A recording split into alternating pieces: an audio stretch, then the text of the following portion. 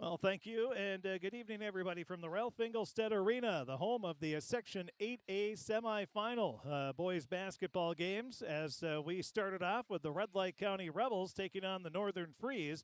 And then at Game 2, about 7:45 or so, it'll be the Fertile-Beltrami Falcons taking on the Stephen-Argyle Storm. The Freeze got here by winning their first round game. They beat the Sacred Heart Eagles and a 1-point game. Then they took on the Mahnomen Waban Thunderbirds and beat them, as you heard right here on KROX. And now they're getting ready to take on Red Lake County. Red Lake County, they won their first round game, and they beat, a Goodrich Grigla. And then in the second round, they beat Winnimac and had no problems in both of those, as they're able to pull away and get the win. We're joined by the head coach of the Sacred Heart Eagles boys basketball team, Coach Destry Sturkle. And Coach, thanks for joining us. How are you? I am great. Looking forward to some awesome basketball, and thanks for letting me get on air with you guys. Yeah, happy to have you again. Looking forward to it. You can add a lot of insight. You've seen both of these teams, and what makes these teams so good? Well, they're unselfish. They're deep, and they play together well, and they're both very physical. I think the physicality side of the game is important come playoff time, and both teams are very physical, and I think that's a big key to who wins tonight.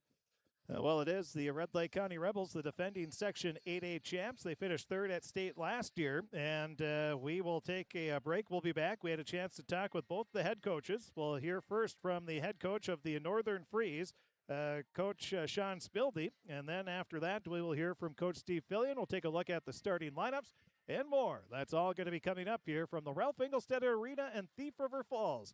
It's the Section 8A boys basketball semifinals. The winner advances to the championship Saturday at 7. We'll take a break, and we'll be back with Coach Sean Spildy of the Northern Freeze coming up right after this on KROX Radio and KROX TV. Looking for an affordable homeownership opportunity in Northwest Minnesota?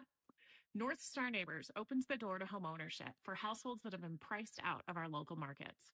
From East Grand Forks to Bemidji, Rosa to Red Lake Falls, we have new construction homes available for under $200,000. Learn more about how community land trusts make homeownership affordable at northstarneighbors.org and follow us on Facebook to learn about opportunities near you.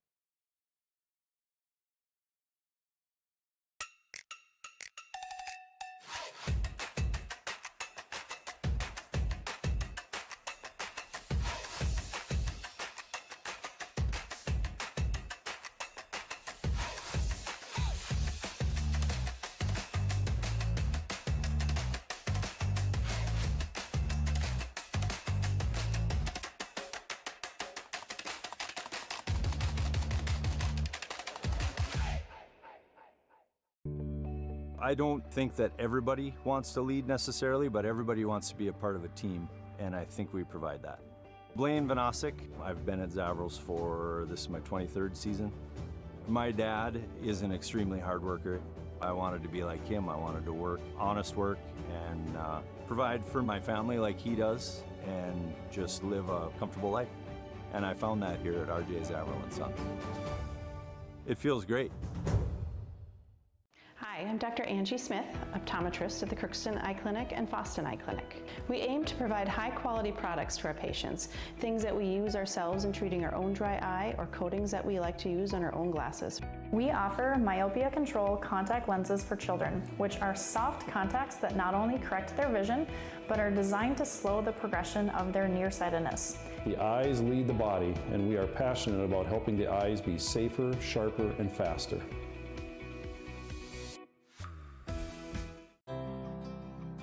This is Lindsay Erdman, Executive Director at Benedictine Living Community of Crookston. It is our privilege to serve the Crookston community and the surrounding area by offering a continuum of care ranging from assisted living, skilled nursing care, memory care, short-term stay and rehab, and outpatient therapy, including physical, occupational, and speech therapy. We also offer many employment opportunities with great benefits, on-site daycare, and a scholarship program. Contact us today at 218-281-3424 or benedictinecrookston.org. 2. We continue the Riverview Health pregame show on KROX as we talk with the head coach of the Northern Freeze, Coach Spildy. And Coach, coming off a very good performance in the quarterfinals, a hard-fought performance, and really, I thought, played well on both sides of the ball. I thought we really came out the first half and played well on the defensive end and played pretty well offensively. I thought we handled their three-quarter trap pretty well in the first half. Second half, I wasn't as happy defensively. I thought we let them get into the paint a lot easier in the second half. And then they extended their press to the full court, and at times we didn't handle that very well. But survive and advance. This time of the year, you worry about the mistakes the next day. You survive and advance. I'm proud of the boys, and here we are for another crack at a very good basketball team. You've made it here to the Final Four. You get ready to take on Red Lake County, a team that you've seen twice during the regular season. What do you remember from those two games?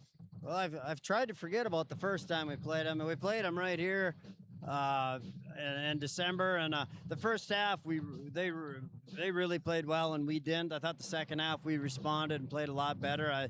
They beat us by, I don't know, about 20 points, I think it was, or something. We played them about a month ago over in Red Lake Falls. Got off to a real nice start, but then the last 7-8 minutes of the first half, we let them go on one of them 16-3 runs. They seem the Rebel team has the knack for going on one of those runs, it seems like, and that's something we got to do our best to avoid tonight. If the longer we hang around tonight, I think the better our chances are. You had one thing, Reba probably gives them a little bit of a tough matchup. I thought he played really well in your quarterfinal game. Yeah, he's been doing a nice job rebounding the basketball. That'll be another big thing tonight. Red Lake County doesn't seem to miss very many shots, but when they do miss, we have got to get the rebound. You cannot give them second and third opportunities. We can't give them anything easy. We can't all of a sudden just let them grab a rebound and shoot a little 2-foot put back. We can't turn the ball over up front and let Gieske go flying down and shoot a layup. We got to do our best to try to make them earn every point they get because they're awful good offensively. And you touched on this already, but a team like Red Lake County, they're going to get a run. You just got to try to limit it as much as possible. Yeah, we got to try to keep it at maybe like a 7-0 run instead of 18-3 or something, that's going to be huge. Maybe I got to take a couple timeouts, whatever. Maybe we got to change our defense, whatever. We got to try to eliminate the best we can. How about offensively? What do you have to do tonight? Got to hit some shots. It's kind of been a struggle for us to shoot from the outside the majority of the year. Our first two matchups against them, when we get the ball inside to Reba, he tends to draw a crowd against them. I'm guessing that's their number one goal again tonight is to try to control him and control the paint. And Avin's a very good passer. When he kicks it out, if our kids are open, they got to be willing to take and make shots. That's going to be a huge key. And then on the defensive end, you touched on this already, but is there anything else that you might have to do tonight? Oh, we got to contest shots. They put a lot of shooters on the floor. They spread your defense out. Pretty much everybody they play, it seems like they can shoot a 23-foot shot. So you got to have good gap integrity. You got to communicate switches on handoffs and stuff like that. We don't have to be perfect defensively, but we got to be sound and we got to be disciplined and we got to contest as many shots as we can. How's the health of your team? Knock on wood, we're probably about 100% healthy right now. And if anybody had any bumps and bruises, they wouldn't tell you right now anyway, would they? No, they probably wouldn't. And I got a kind of a sore ankle, but I think I'm just getting old. But no, like I say, knock on wood, we're very fortunate at this time of the year to be as healthy as we are. I hope you got taped up. I'm wearing a brace. Coach, who tapes up the coach? That's what I want to know. Well, I don't think my assistants will. They'd probably tape my mouth. I don't know if they'd tape my ankle for me. I don't trust them with the tape, that's for sure. Can you narrow down to 2 or 3 keys for a Northern Freeze victory? Turnovers and shooting. We gotta shoot the ball probably better tonight than we have all year. Coach, expecting a good one tonight. Best of luck to you and congratulations on making it to the Final Four. Thank you very much. And that is the head coach of the Northern Freeze, Coach Sean Spildy, and we thank him for joining us here in the Riverview Health pregame show. And it's the one time a year the coaches really want to talk to us. He goes, hopefully I see you again on Friday and get an interview then. But that is, again, Coach Sean Spildy of the Northern Freeze. They're getting ready to take on the Red Lake County Rebels. The Rebels, they're no familiar. They are a familiar face here at the Section 8A tournament. They are the defending champions. They finished third place down at state last year. They're looking to make that return trip back to state, while Northern Freeze, they're looking to upend the defending champions. We'll be back and hear from the seasoned veteran, to say the least, Coach Steve Fillion, in his 52nd year as head coach. He's been at Clearbrook-Gonvick, went to a couple state tournaments there. He's been at Red Lake County now for 19 years, I believe since its inception in boys basketball. And he is looking to get the Rebels back to their second ever state basketball tournament. We'll hear from Coach Steve Fillion. He'll get his pregame comments. That's going to be coming up next as we continue the Riverview Health pregame show on KROX. Accidents happen. Illnesses happen. When you need timely, reliable care for allergies or respiratory infections, sprains, strains, or broken bones, or urinary infections, you can count on Riverview Health. Riverview Clinic in Crookston is open 7 days a week, weekdays from 7 a.m. to 7 p.m., and weekends from 9 a.m. to 1 p.m. For appointments, call 218-281-9595. When the unexpected happens, Riverview Health is here for you. Farming today doesn't always feel the same way it used to. Then again, some of it feels all the same. Maybe it isn't so much the jobs that changed, but how they get done. Now that's a different story. Efficiencies are critical, which is why you need a lender who will find the right loan structure for a strong financial future. You need a lender to look out for your whole farm operation. Ag Country.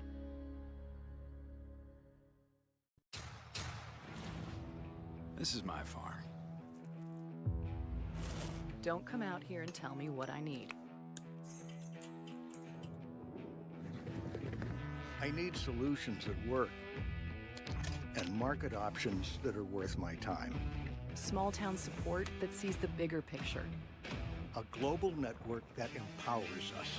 A co-op that's there for us every day. Rather than focusing on one particular specialty, the folks at Phil Thompson & Associates work as a team by providing a variety of financial services. The result is the convenience and efficiency of being able to do all your financial business in one place. Call or stop in for a visit anytime. See for yourself what they have to offer. Stop in and visit any of their 3 area offices. Phil Thompson & Associates, located in Crookston, Warren, and East Grand Forks. Shopping for groceries is easier than ever with Hugo's Family Marketplace. To simplify life, Hugo's offers convenient online shopping with delivery or curbside pickup at gohugos.com. Even better, shop on the go with the Hugo's Family Marketplace smartphone app. Download e-coupons, recipes, grocery lists, weekly ads, and place your grocery order right from your phone. Save time and save big with Hugo's Family Marketplace, your hometown grocer since 1939. You're gonna find more low prices, more great stuff when you go to Hugo's. We continue the Riverview Health pregame show on KROX as we talk with the head coach of the Red Lake County Rebels, Coach Steve Fillion. And Coach, coming off a pretty solid performance in the quarterfinals, and you had to be pretty happy with how your team played. Yeah, we were very happy. I mean, up to 30-24, it was pretty tight. They were scoring on us, and after that, little Suki started hitting the threes and got everybody fired up. Defense got fired up, and second half we played really good defense and scored, a lot too. If I remember right, you gave up single digits in the second half? Yeah, I think they had 30 and they got to 39. They only scored 9, but I don't think they scored like the last 10 minutes. I mean, they went cold. They might have got tired and stuff like that, but yeah, they went cold. Otherwise, it might have been a closer ball game. Nick, you touched on his shooting, school record, 3-pointers. He was on fire, to say the least. Yeah, and then he kept making them and wanting the ball, and even that one from inside half court, I mean, it's like, Nick shooting, it's going in. But, yeah, he had a great night, and, I broke the school record. We had 8 before by Stephen Morinville did it twice, and Gerald Moline and Connor Duden, so that was good for him. And that's just something with your team. You could have somebody else do the same thing here tonight. You have so many different players that can get the hot hand and get going. Yeah, we've got most of them can hit threes and, score 25. I mean, I think we've probably had 5-6 guys that have scored close to 25 this year, and another game that might score 2, whatever. So who knows? That's what kind of makes you nervous here. So who's going to score, who's not going to. But, yeah, we got a lot of guys that could score any night. You get ready to take on the Northern Freeze. What do you know about them? Well, we played them twice, and both times I think we won by 16 and 13. But, they battled back, and both of those games it got tight. And, they got some size there with the big 6'6" kid inside, and then that Bray kid, left-hander, he's good. And several guards come in and play for them. And they play good defense, and it's going to be a good matchup for us.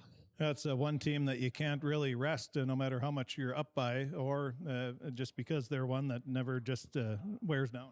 Yeah, they're not going to give up. I mean, both times, I think the first time we were up 26 at halftime, and the second half we lost by 10. And then the second time around, we got them up. We got them down 45-25, and they got it back to 58-50. So it was a battle. I mean, they're not going to give up no matter what the score is. What do you have to do offensively tonight? Well, we got to move more. I mean, try and push the ball up the court or whatever, but move more on offense, set some screens, and try to find the open man. Defensively, just keep playing like you have all season? I hope so. The health of the team, how are you doing there? We're good. Good to go. Can you narrow it down to 2 or 3 keys for a Rebel victory tonight? Yeah, we got to, box out their guys, especially those 2 bigger ones. And the rebounding is going to be important, and stay out of foul trouble and take care of the basketball. Coach, congratulations on getting to the Final Four. Best of luck tonight. Yeah, thanks, Chris. Appreciate it. And that is the head coach of the Red Lake County Rebels, Coach Steve Fillion. And his Rebels get ready to take on the Northern Freeze in the Final Four of the Section 8A tournament. And again, Sacred Heart boys basketball coach Destry Sturkle joins us. And Coach, both these teams, they're dangerous. Unfortunately, you saw it in the first round of the playoffs against the Northern Freeze. And both teams can get after it, can't they? Yep. The defense is just next level for these two, and I expect that nothing different tonight. Like I said earlier, physicality and rebounding, both these teams do it. They're built a little differently, but when it boils down to it, that's what they hang their hat on, and we'll see who can do it the best tonight. And with Red Lake County, they're a team that's so dangerous offensively, but the one thing that may be a little different this year compared to last year, but last year they were pretty tough on defense, is that they can really lock you down too. Yes, they are just fundamentally sound. They're physical. They don't let you drive by them, and they're real handsy, but they know how to do it. They'll get their hands on you and knock you off your point of attack, but that's what makes them such a good defensive team as well. And then they don't quit when the shot's up. Shot goes up, they go rebound because they know they have to. They don't have Reba on the other end to go clean up rebounds. They're a little bit undersized, but they get after it, and that's what makes them so good defensively. How many times in your career have you yelled, follow your shot? You hear it all the time. But when you shoot as good as Red Lake County, you don't have to follow the shot. Exactly. That is for sure, especially Nick Suki, who had 9 made threes, a school record in the quarterfinal game. That was he even banked one home from about 35 feet out. So when it's going, it's going. There's no doubt about that. And anybody, not anybody, but most of the players on this Red Lake County team, they can get the hot hand at any moment. So that's something they're going to have. Northern Freeze, definitely. Like Coach Spildy said, if we give them a 7-0 run, we'll be happy with that. We don't want to give an 18-3 run. And that's just the truth of the matter with this Red Lake County team. Yep, and all 5 on the floor can shoot it. Yeah. So, and what makes them special is they don't care who's the hot hand. Yep. Connor Duden's been doing it a long time, and he was just as happy as anyone that his teammate got 9 made three-pointers. That's pretty special to see. That's what makes this group tough to beat, and Northern Freeze will have their hands full on that end, but likewise, I think Red Lake County's got to really be there defensively because Northern Freeze is playing great basketball right now. They are, and that's why these two teams are here. They're playing some top-notch basketball. Should be a dandy. The two matchups are really, I think, just from the outside looking in. I'm not a coach by any means. I play one on the radio sometimes, but both teams are really even matchups, I think. They are, and it's going to come down to what role player's gonna give that push. Yep. Moan had a phenomenal playoff run so far for Northern Freeze. Suki, you see what he's done. Who's gonna show up for this game? The great players are gonna bring what they do. Bray and Reba, Will and Duden, they're gonna play great. Who's gonna give that third little little bump of confidence on each team, and I think that's who's going to decide who comes out on top on this one. That's usually the difference is what player don't you expect to have that, well, like a 25-point game or even just a 12-point game and 10-rebound game that maybe averages 5 and 5. It's who steps up their game here today, and that's what you need. Need all 5 players on the floor at the time, all clicking together and playing well. And who's that going to be? Well, we'll find out. It could be all 5 players are playing really well, and it's just going to be one of those, what we're expecting, 2 great high school boys basketball games. We'll take a break. We'll be back. Take a look at the starting lineups. That's going to be coming up next as we continue the Riverview Health pregame show on KROX.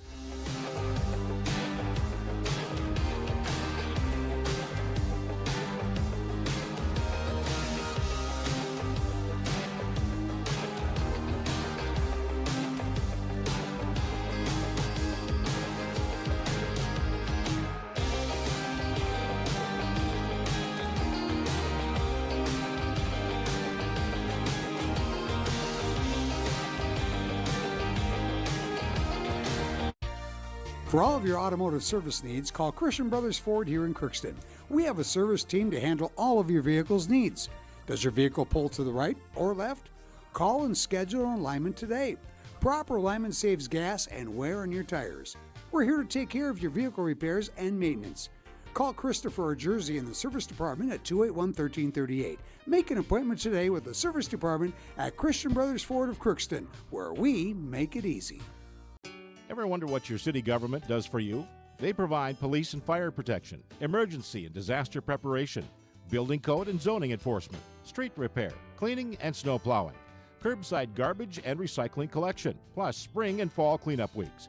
They deliver safe drinking water and maintain a wastewater system. They care for 22 parks and provide year-round recreation activities. They give loans for economic development and housing. They do all this and much more with the help of your city employees. Crookston Valley Cooperative in Crookston is your full-service local agronomy dealer, delivering the products and services that you've come to expect. Crookston Valley Cooperative specializes in seed, chemical, and fertilizers that you need to keep your farm operation growing. For expert advice you can rely on, give Sean, Mike, or Matt a call at 281-1178 today or stop by at Crookston Valley Cooperative, located at 1122 Fairfax Avenue in Crookston. Crookston Valley Co-op, here to keep you growing. Are you an enthusiastic sports fan? Want to have fun and get in on the action? Heck, yes. That'd be awesome. Have great attention to detail? Want to stay active? Definitely. Want to give back to the student athletes in your community? Obviously, yes. Then you'd make an excellent high school sports official.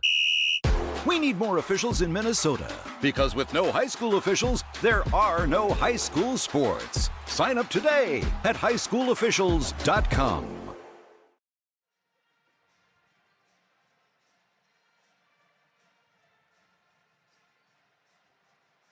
And we continue the Riverview Health pregame show on KROX as we talk with the head coach of we talked with both head coaches. Now we get ready for the starting lineups, and the starting lineups are brought to you in part by the Napa Crookston Welding and Machine. They have what you need, and make sure your battery will start the first time every time. Buy a Legend battery from Napa Crookston Welding and Machine.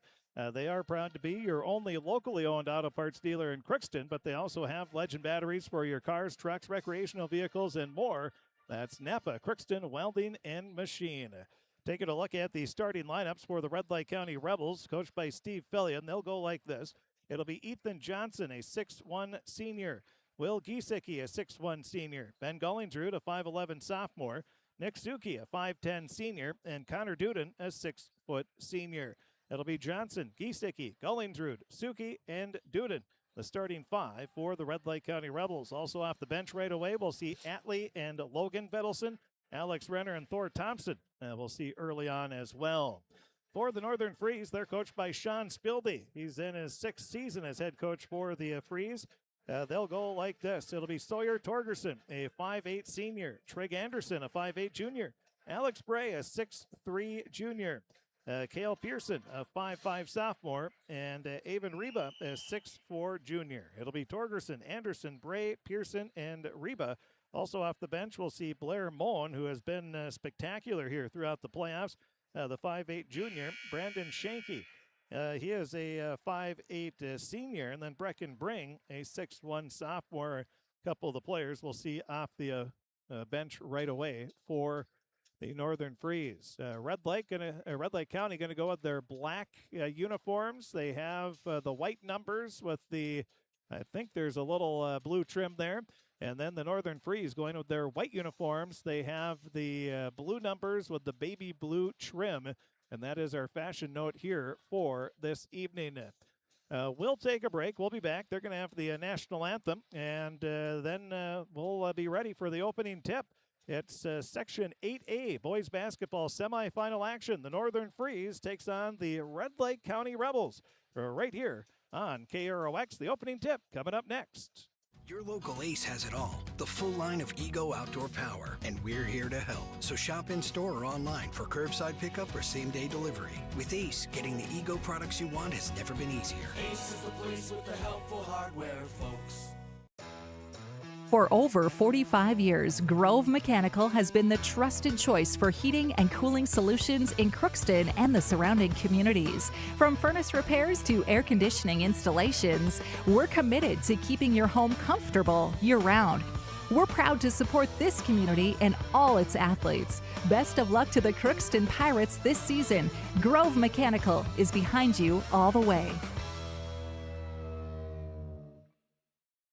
Looking for some family fun? Come to Happy Joe's Pizza and Ice Cream. Sizzling hot, made-to-order pizza with all your favorite toppings. Cool off with our delicious hand-scooped ice cream. So many flavors and so much fun. And don't forget our game room, packed with excitement for kids of all ages. Happy Joe's Pizza and Ice Cream, Crookston, Minnesota. Call us or stop by today.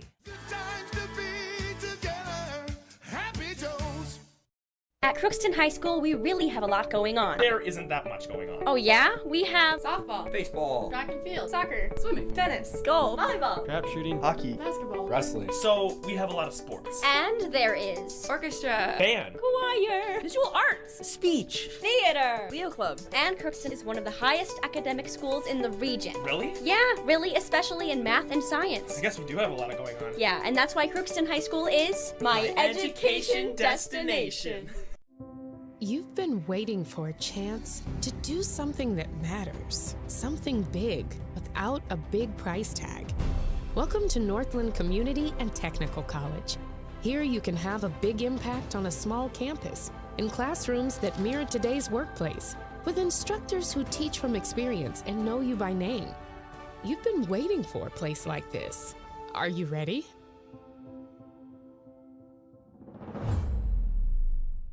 Your local Ace has it all. The full line of Ego Outdoor Power. And we're here to help. So shop in store or online for curbside pickup or same-day delivery. With Ace, getting the Ego products you want has never been easier. Ace is the place with the helpful hardware, folks. Now it's time to honor America. R.J. Zavril and Sons proudly presents for this listening audience our national anthem.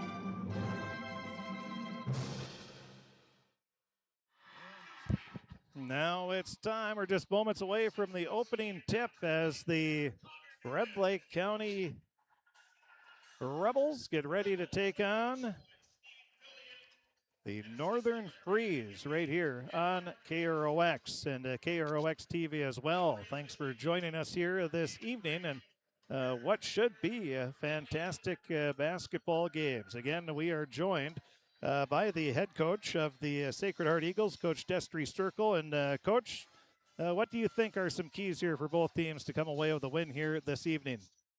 Well, I think Northern Freeze needs to be scrappy and physical, and I think Red Lake County needs to be calm and collective. And here we go. Northern Freeze, they win the tap. They're going to be going right to left for those listening on the radio. A handoff goes to Reba on the right wing. Now up to the top of the key around the perimeter. That'll go over to Torgerson. Torgerson leaves it back near sideline. Reba kicks it off over to the far sideline. Good ball movement here for the Freeze. Good defense by Red Lake County. Cutting into the lane. The ball is going to be knocked away. It's going to be picked up by the Rebels. They'll get it up to Giesecke. Giesecke at the top of the key. Looks around. And now leaves it up left wing. A three-pointer's off the mark by Gollingsrud. Rebound, though, is grabbed and put back up, and a foul is going to be called. And that'll be a foul on Reba after the offensive rebound and the putback attempt for Ethan Johnson. That's Ethan Johnson showing quick impact on the game. Gets a shot of 2 free throws, but he gives Reba a quick first foul, which is not good.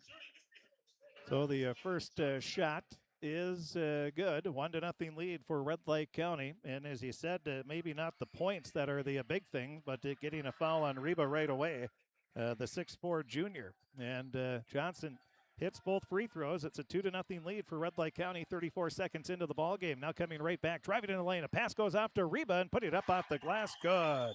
Boy, attacking there is Pearson. Nice pass. And it's a 2-2 ball game. Coming right back, Giesecke leaves it off to Duden. Duden looks like he's sporting a fresh haircut there. A pass off to the right wing goes to Suki, who had 9 threes in the quarterfinal game. School record, or program record, we should say. Now on the near sideline, back to Giesecke. Giesecke drives in a lane, bounces the pass inside. The ball is tipped away, but regained by the Rebels. They'll leave it up top of the key. Gollingsrud over to the far side. Suki, and he hits the three. He can't miss on this court. Holy, 8 more to go. Suki with the three-pointer, 5-2 lead for Red Lake County. Now coming back, pass goes to Reba on the backdoor cut, and then leaving it out up to the top of the key. It goes to Bray. Bray on the left wing. Kicks it up top of the key to Reba. Now over to the right wing. Freeze working it around the perimeter up to Torgerson. Torgerson off to the left wing. That'll go to Pearson. Pearson back around the perimeter inside to Reba. Reba double team, turns around, has the ball stripped away by Giesecke. Good weak side help there by Will. Now you'll leave it up to Duden. Duden spots up for the three. That's off the front of the rim. No good. Rebound is saved by Gollingsrud. He throws it off a Northern Freeze player, and that goes off the shoulder of Bray, and it'll be a Red Lake County ball. Great effort by Gollingsrud, which he gives you every single night. Now the inbound pass, that goes near side to Gollingsrud, to Duden, up to the top of the key. Giesecke back over to the right wing. Gollingsrud, a left-handed three. He hits it. 2 of 3 from the free throw line, or from three-point range is Red Lake County. They take a quick 8-2 lead, and that's exactly what the Northern Freeze did not want here to start off the ball game. Now the Freeze with it. They'll try a three of their own. That's Bray. He hits it. Good answer there for Alex Bray. 8-5, just like that. Back to within a 3-point deficit are the Northern Freeze. Pass up top of the key for the Rebels. With it is Duden. Crossover dribble, spins into the paint. He's going to have the ball knocked away by Reba. Nice help by Reba. And it'll go over to the far sideline with the ball is Torgerson. Up to the top of the key. Bray driving in, pivots, loses the ball, picks it up in the near corner, leaves a pass off. It's tipped away by Giesecke out of bounds. And it will be Northern Freeze ball. We see David Veriano Jr. officiating. We saw his name in the girls' state basketball officials list. He'll be doing that here later this week. Or I highly doubt he is doing one today.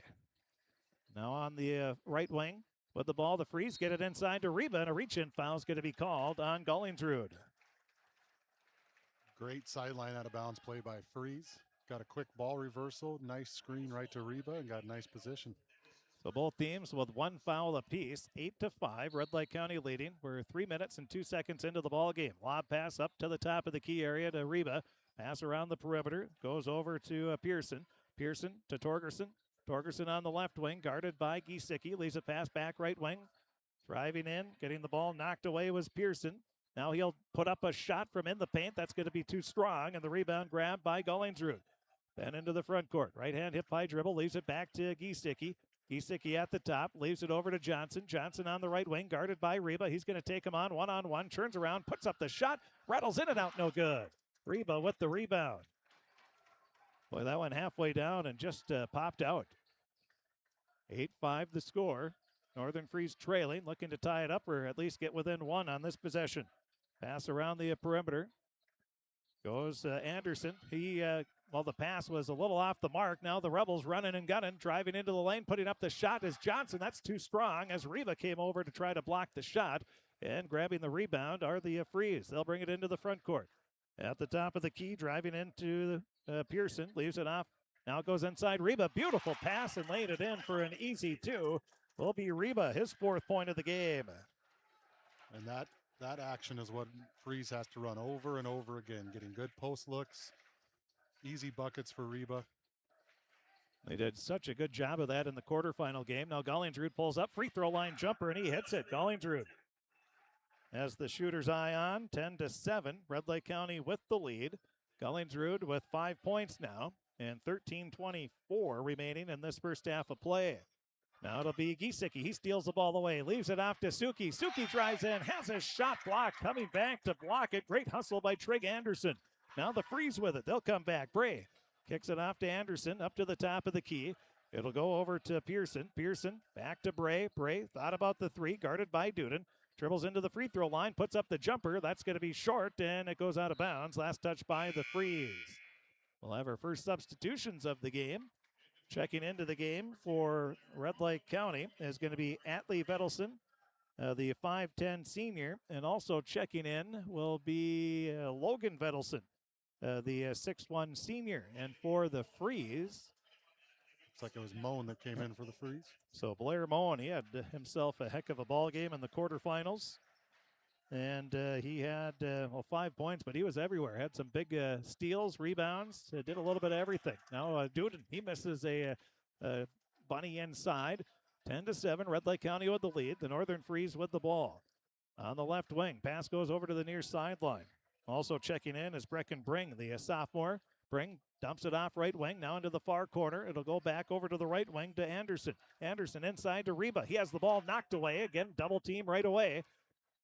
And the Rebels will bring it up. Crossing the half-court line is Duden up to the top of the key. Greeted by Bring. Drives into the paint. Kicks it back out. Gullingsrud with a quick three. Hits it. Gullingsrud on fire. He has 8 points already. And he has the last 5 points in the game. It's a 13-7 lead with 12:02 remaining in this first half. And that's the role player we're talking about, stepping up. Gullingsrud, heck of a player. And now we'll see if Spildy's team can respond. He's talked about limiting the runs. And here comes a big three for Blair Moan. We told you he had some big shots in the quarterfinal game. He comes up with a big one there. 13-10. Back to within 3 are the Freeze. Now the Rebels, they try a pass. That's going to be off the fingertips of Vedelson, and it's going to be Northern Freeze ball. So good defense again by the Freeze. We'll have another substitution here. Checking back in, Torgerson gets a very quick breather. And checking out will be Anderson, who gets I'm sure it'll be a quick breather as well. Full court pressure put on by the Rebels. Inbound pass goes to Torgerson. He dumps a pass off to Moan. Moan, left-hand dribble off to the left wing. Looks in, leaves a pass up top of the key. Now it goes over to the right wing. And driving in will be Shanky. Shanky lays it up top of the key around the perimeter. Good ball movement by the Freeze. Now a three for Moan. That's off the front of the rim. No good. Rebound crashing the boards is Bring. Bring kicks it out to Reba. Back to Bring. Baseline jumper along two is good. Brecken Bring gets the offensive rebound and then is rewarded with some points. He gets his first bucket of the game. And it's a 13-12 lead for Red Lake County. Coming right back, Giesecke makes a nice move inside, and a foul is going to be called. So the foul was that on. That's going to be on Brandon Shanky. That'll be his first personal, second team foul. 10:56 remaining in this first half of play. Giesecke, the inbounder, on the baseline underneath the Red Lake County Rebel basket. Pass goes to Gullingsrud. He is guarded very closely now by Moen. Off to Giesecke at the top of the key. He's working on Shanky, tried to drive by, but Shanky cut him off. Reba came over to help out. Now Giesecke, a leaping jumper over the defender, Shanky, who couldn't have played much better defense there. And Giesecke gets his first points of the game, 15-12. Red Lake County leading, 10:33 remaining in the first half. On the right wing with the ball, it's going to be Moen, another three. That's going to be short. Shanky grabs it before it goes out of bounds. Leaves a pass to Torgerson. Torgerson up to Reba. Fakes right, drives left, into the paint, puts it up, hits the front of the rim and rolls in good. Reba with his 6th point of the game. That's part of Reba's game that's really grown. They'll attack from the perimeter, and he's able to do that. He's going to be hard to guard. Now with it, backing his way in is Duden. Duden a step back, a long two-pointer, and he rattles that home. How do you stop that? Connor Duden gets his first points of the game. Contested, you got to live with the result. Yep. Sometimes the player just makes a heck of a shot. That's what Duden did there. That's why he's going to Bemidji State next year, where he's going to have a pretty good career, I would be betting.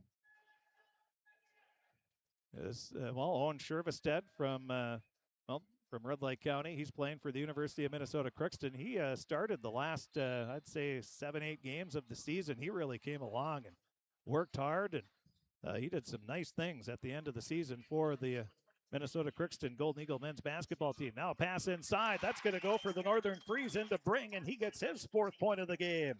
So Bring coming off the bench. He has 4 points. It's now 17-16. Back to within 1 are the Freeze. But then Red Lake County, Duden, he's in the paint. He turns around, puts up the shot, and gets it to go. 19-16 the score. 9:26 remaining in this first half. Duden now with 4 points. And all 5 starters have scored for Red Lake County.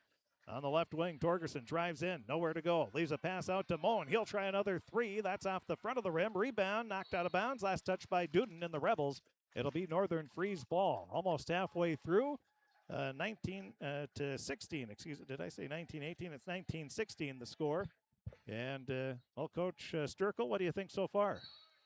A little more offense than I expected, but they're both executing really well, playing hard.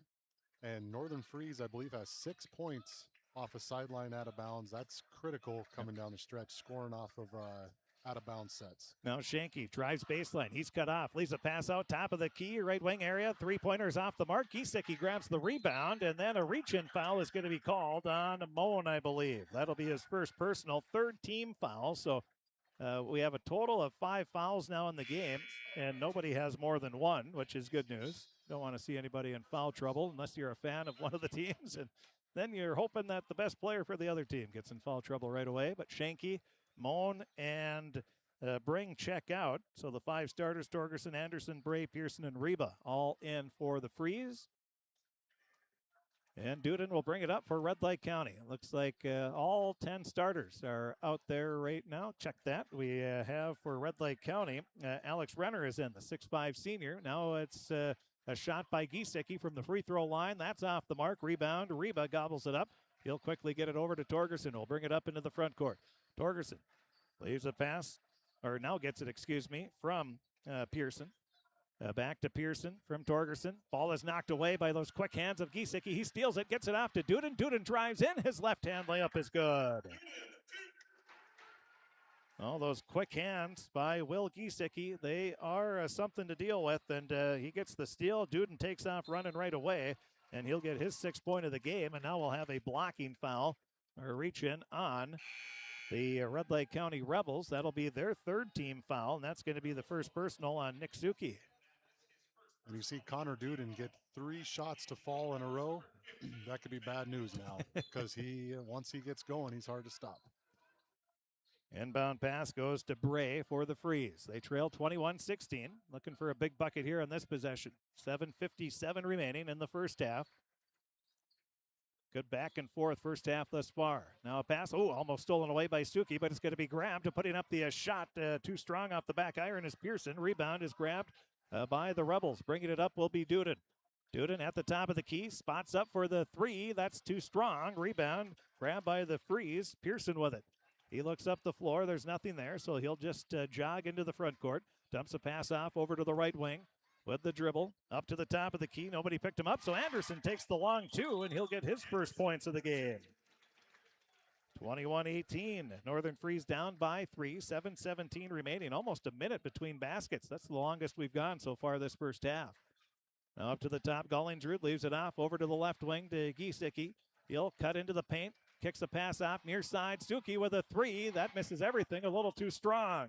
Rebound grabbed by Reba. Then he'll get the pass. And bringing it up for the Freeze. Along the near sideline. Picking it up is, Pearson. Pearson leaves it off. Cutting onto the baseline. Pulling up for the jumper. Anderson. That's off the mark. Giesecke with the rebound. Giesecke crossover dribble up to the top of the key, leaves it off. Gollingsrud, another 3. That's right on the money. Gollingsrud, I don't know. I don't think he's missed. He has 11 points in the game now for the Rebels. 24-18 the lead. 6:28 left, first half of play. Rebels with their biggest lead, 6 points. Now cutting into the lane. They're tying their biggest lead. They also led 8-2 right away to start the game. And we'll have some more subs. Both coaches trying to keep their players as fresh as possible in this fast-paced game. And how big of a challenge is that, Coach Sturkle? It's a challenge because you start falling behind or someone's playing really well, you're going to keep them in longer, and sometimes you forget they get tired. Bring leaves it inside to Reba. Reba has the ball knocked away again by Giesecke. He's everywhere with those quick hands. That's what makes Red Lake County tough. They're such a good team defense. They don't leave anyone on an island. They collapse down on Reba and make life difficult. And then if they're not able to get the steal, they rotate so well. That's another big factor. We'll see Moan come across here. See if we can get a shot. So the inbound pass goes to Moan, just like Coach Sturkle called it. He drives into the block, kicks a pass up top of the key. Now a three-pointer is good for Brecken Bring. That'll be his 7th point of the game off the bench. And a big three-pointer there with 6:01 remaining in this first half. 24-21, back to within 3 are the Freeze. But now Connor Duden for Red Lake County. He has the ball on the left wing. He dribbles over, now into the paint. He cuts in, right hand, a scoop shot up off the glass, good. 8 points now for Connor Duden. Got to have someone on that screen helping out Bring. That's a tough ass to guard Duden all alone. Yeah. Onto the near sideline. Northern Freeze almost had it knocked away, but the pass goes up to Reba. Now it'll go over to Pearson. Pearson dribbles off left wing, cuts into the lane, has the ball knocked away by either Duden or Giesecke. It's picked up by Gollingsrud. Gollingsrud over to the far sideline. Gets the pass back. Now leaves it to Giesecke at the top of the key. He'll cut into the paint, kicks it out near sideline. Vedelson with a 3. That's off the back iron. And Gollingsrud grabs the rebound. He'll cut right to the basket, puts it up off the glass. Good. Gollingsrud with 13 points, and Coach Spildy and the Northern Freeze want a timeout. 5:05 remaining in this first half of play. We've got a good one here. The Red Lake County Rebels 28, the Northern Freeze 21. We'll be back right after this timeout on KROX. You deserve the best. Earn your degree at University of Minnesota Crookston with the best public dorms in Minnesota, ranked by niche.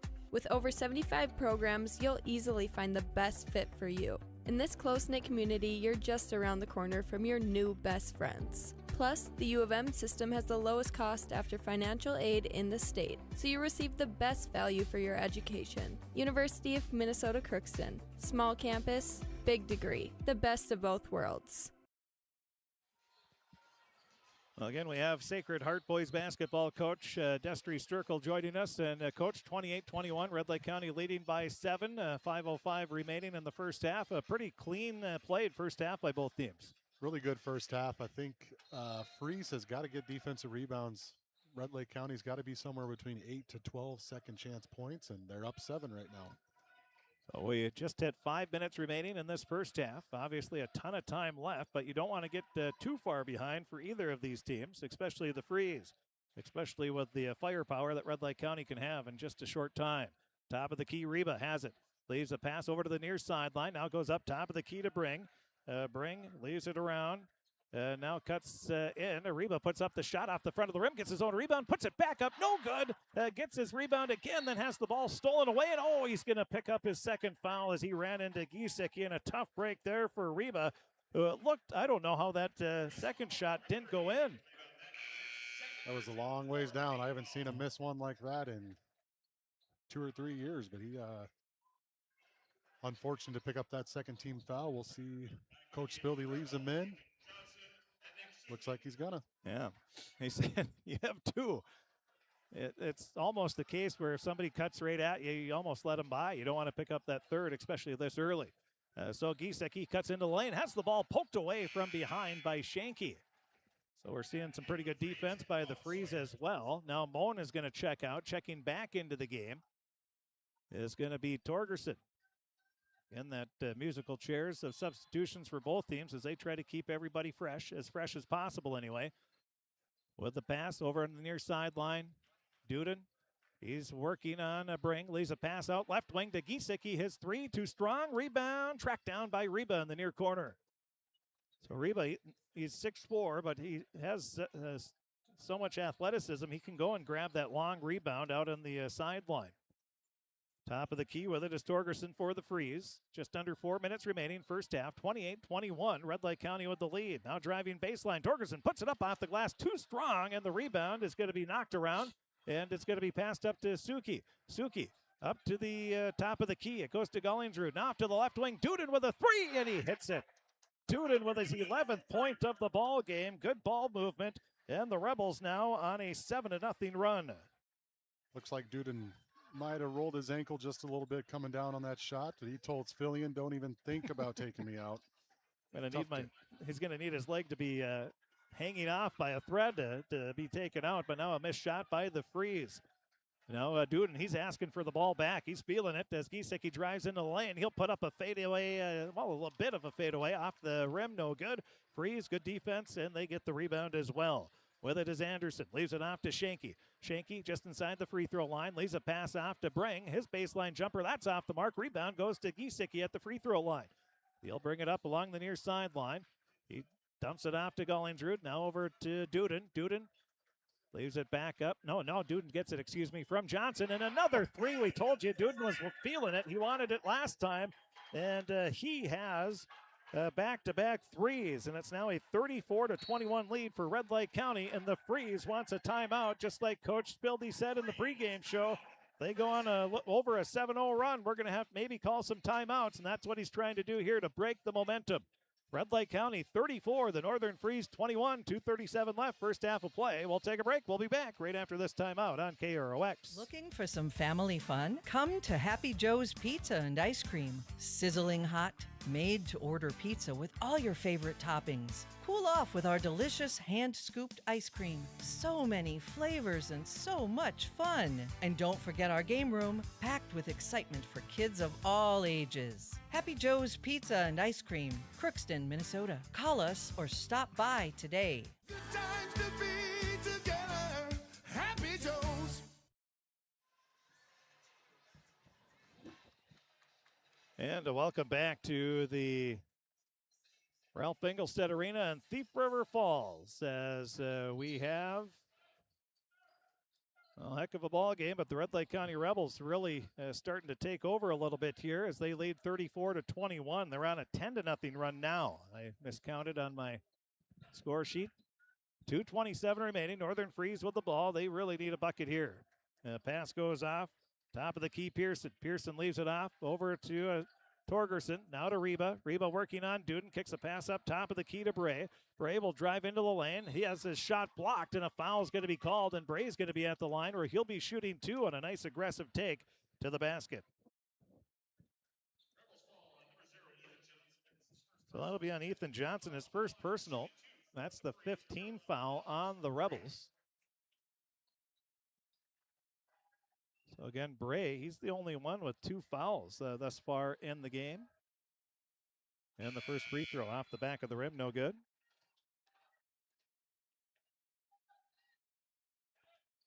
Smart substitution by Spildy, getting Reba out with 2 minutes here. Defensive possession coming up.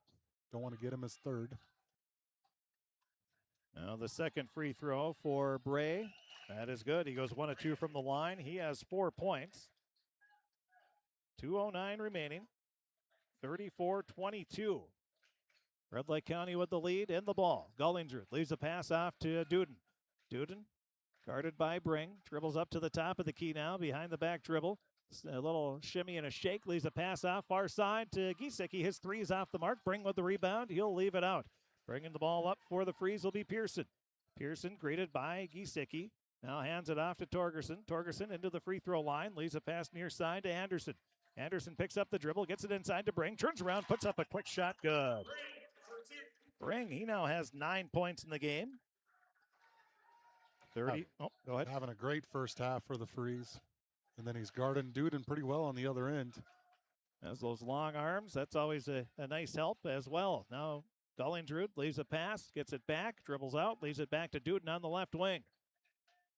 Duden, crossover dribble, stops, pops a long three. That's off the side of the rim. Rebound is going to be grabbed by Torgerson. Torgerson crosses the half-court line.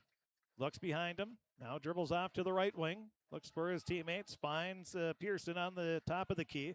Now off to the left wing, around the perimeter, over to the near side. It'll go to Anderson in the near corner. Back up top to Bray. He's at the top of the key. Picks up the dribble, hands it off to Torgerson. Torgerson with 15 seconds on the shot clock. Kicks it back into the free throw line. Faking the shot. Pass goes back to Torgerson. His three off the mark. Rebound Giesecke.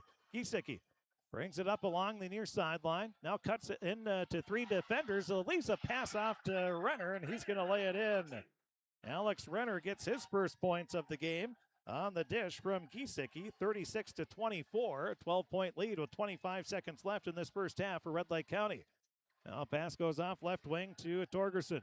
Torgerson leaves it up top to Bray. He looks back to Coach Spildy for the offensive instructions with the shot clock off. The Freeze looks like they're going to hold for the last shot here. Pass goes now up to the top, over to the left wing. Red Lake County not wanting to give up a shot here. And now it'll be a three at the top of the key. Almost goes down by Torgerson. The rebound grabbed by Giesecke. And that is the end of the first half of play.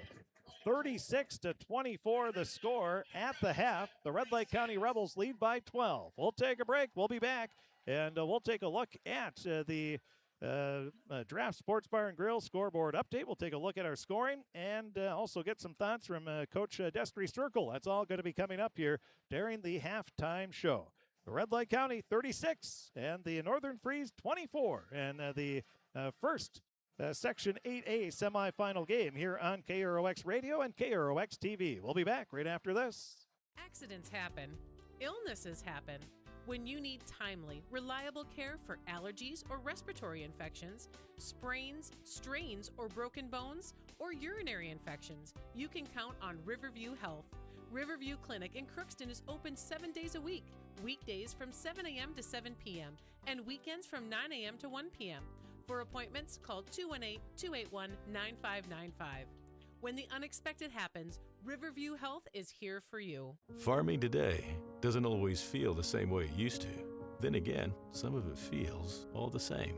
Maybe it isn't so much the jobs that changed, but how they get done. Now that's a different story. Efficiencies are critical, which is why you need a lender who will find the right loan structure for a strong financial future. You need a lender to look out for your whole farm operation. Ag Country.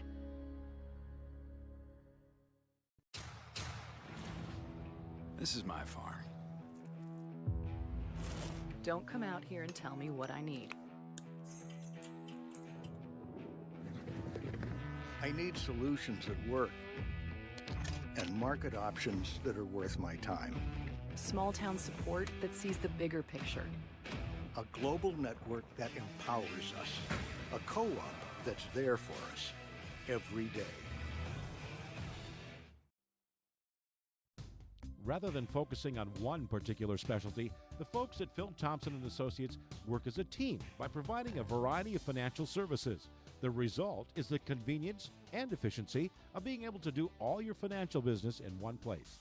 Call or stop in for a visit anytime. See for yourself what they have to offer. Stop in and visit any of their 3 area offices. Phil Thompson & Associates, located in Crookston, Warren, and East Grand Forks.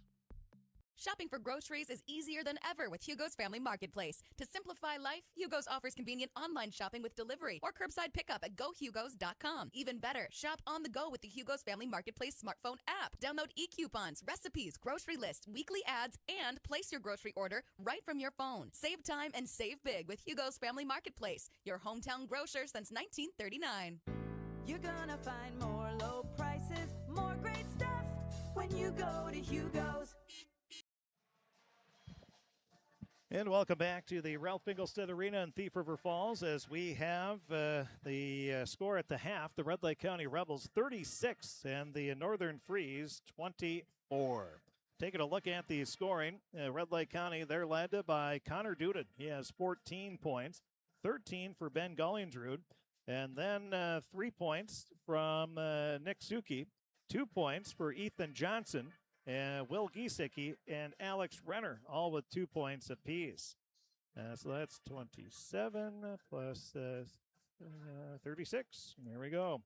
And then for the Northern Freeze, they're led by Brecken Bring. He has 9 points off the bench, 6 points from Reba, 4 points from Alex Bray, 3 points for Blair Moan, and 2 for Trig Anderson. That is a total of 24 points as well. Started an 8-2 run to start the game for Red Lake County. Then it was a 13-12 game, 15-14, 17-16. It was back and forth there for a while. But then it was a stretch, let's see, it was 24-21 with 6 minutes left. And then a 10-0 run by Red Lake County over a 3.5 minute span. And that created a 34-21 lead, and that's really the difference in the game thus far. Again, Sacred Heart head boys basketball coach Destry Sturkle joins us. And, Coach, it was a very tight first half, but again, Red Lake County with one of those patented Rebel runs, and that's the difference in the game right now. Yeah, that was a classic run by them. And how about Ben Gullingsrud? You know, he's had a heck of a first half. Not sure if he's missed a shot, and he must really enjoy playing for Grandpa because he's not ready for baseball season yet. Yeah, none of these guys is as excited as they are to defend their state title in baseball. They don't want to play it, and well, they're not probably going to get much practice in right away here either. But so that has something to do with it. But so it has been a good run here by the Rebels and their boys sports football. They finished section runners up to a team that some people might have heard of before, Monoman Waban. Are they any good? Yeah. So they finished second there. Then they won a state title in baseball last spring. Right before that in the winter, they finished third at state boys basketball. Now they're looking to get back to state here in basketball as well. So they've had a good run, but you need athletes, and Red Lake County, they have them right now, that's for sure. Yep, and that little 10-0 run that, 12-point game at half, Freeze, you can't be too down on yourself. They've had a pretty good half. They missed some shots that I thought should have went down.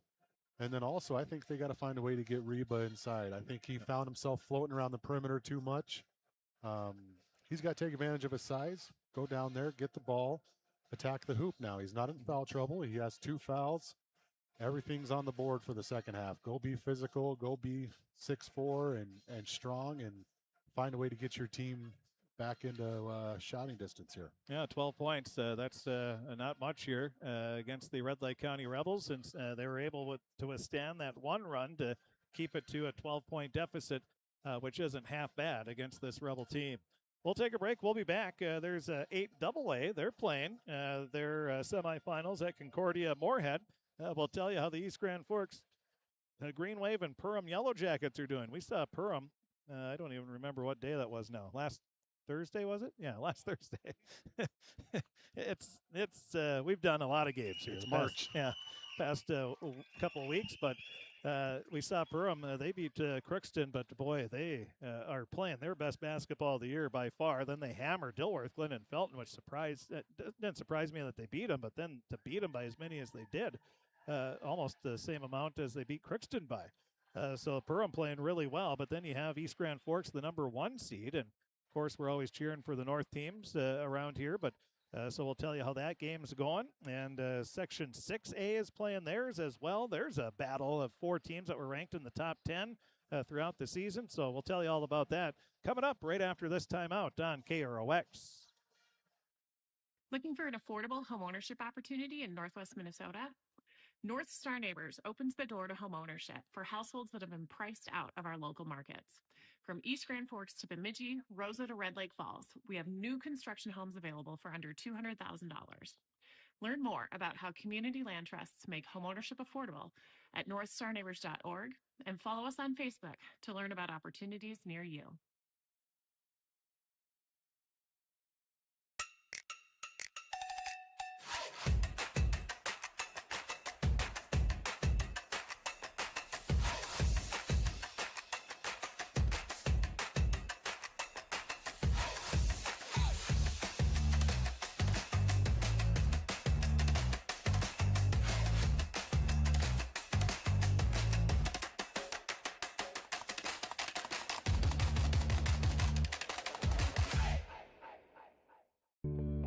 I don't think that everybody wants to lead necessarily, but everybody wants to be a part of a team, and I think we provide that. Blaine Vanosic, I've been at Zavrals for, this is my 23rd season. My dad is an extremely hard worker. I wanted to be like him. I wanted to work, honest work, and provide for my family like he does, and just live a comfortable life. And I found that here at RJ Zavril & Sons. It feels great. Hi, I'm Dr. Angie Smith, optometrist at the Crookston Eye Clinic and Foston Eye Clinic. We aim to provide high-quality products to our patients, things that we use ourselves in treating our own dry eye or coatings that we like to use on our own glasses. We offer myopia control contact lenses for children, which are soft contacts that not only correct their vision, but are designed to slow the progression of their nearsightedness. The eyes lead the body, and we are passionate about helping the eyes be safer, sharper, and faster.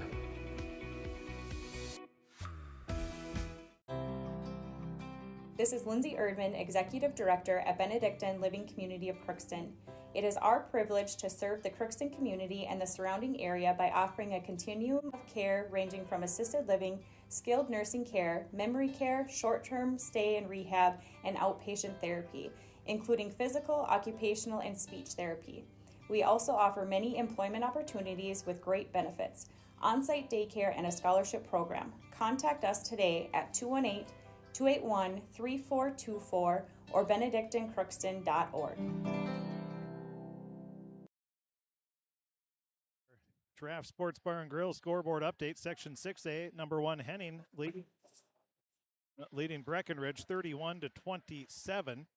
And in 8 AA, it's Perham leading East Grand Forks 33-27 at the half. So there's a few scores to pass along there. The score here, 36-24. Red Lake County going right to left as they start the second half. And now Giesecke leaves a pass out to Suki.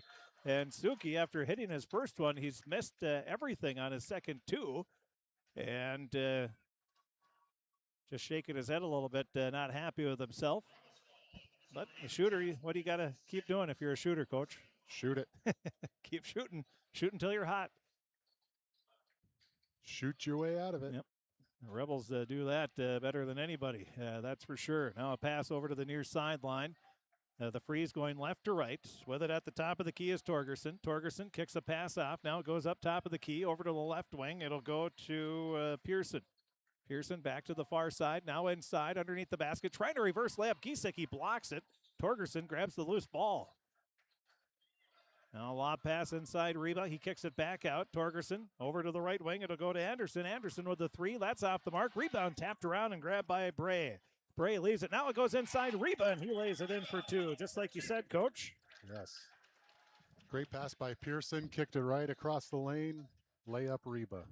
36-26, and then the Rebels waste no time as Johnson comes right back and puts it in for an easy two, 38-26. That's how quickly things can change here with Red Lake County. Now coming back, Bray tries a three. That misses everything. Rebound is grabbed by Johnson. Johnson leaves it out to Giesecke, who crosses the half-court line, dribbles over to the far sideline, leaves it off to Gullingsrud. Gullingsrud at the top of the key, gets it to Duden. Duden backs up. Left-hand dribble, gets a pick from Gullingsrud, leaves it off to Ben. Ben can't find it, And it's going to be picked up, driving into the lane. Laying it in for two is Torgerson. Torgerson gets his first points of the game. It's a 4-2 run to start the second half for the Northern Freeze. They trail 38-28. Rare miscue by Red Lake County. They don't usually beat themselves, and 2 easy points for the Freeze. Now it'll be Giesecke, a three on the right wing, and he hits it. Will Giesecke, he had 33 points in the game we broadcast when they played Nevis. He had himself a heck of a game, obviously, in that one. That was at Bemidji State. Now a steal coming in. Johnson, he's going to drive in, puts it up off the back of the rim, and rolls in. Johnson with 4 quick points here in the second half, 43-28. A steal and a bucket for the Rebels. Red Lake County, they just score quick. Whether you score or you miss, they don't care. They get the ball out, and they're looking to attack. That is fun to watch. Now with the ball, the Freeze on the far sideline. Giesecke playing tough defense. Over to the far side with the ball is Torgerson. Leaves it up top of the key. That'll go over to Pearson. Pearson drives in. Left-hand layup is good. He just flew right by the defender and gets his first points of the game. 43-30, and then the Rebels can't even write down the scoring in my book before the Rebels answer with another basket. Well, he missed that one. Oh, excuse me, he missed it. But that's the whole point. They push that ball quick, make or miss. So the ball is loose on the ground, diving for it. Great hustle by Johnson. And now Gullingsrud, a baseball pass up to Suki, who snuck it back, and he'll get his 5th point of the game. 45-30.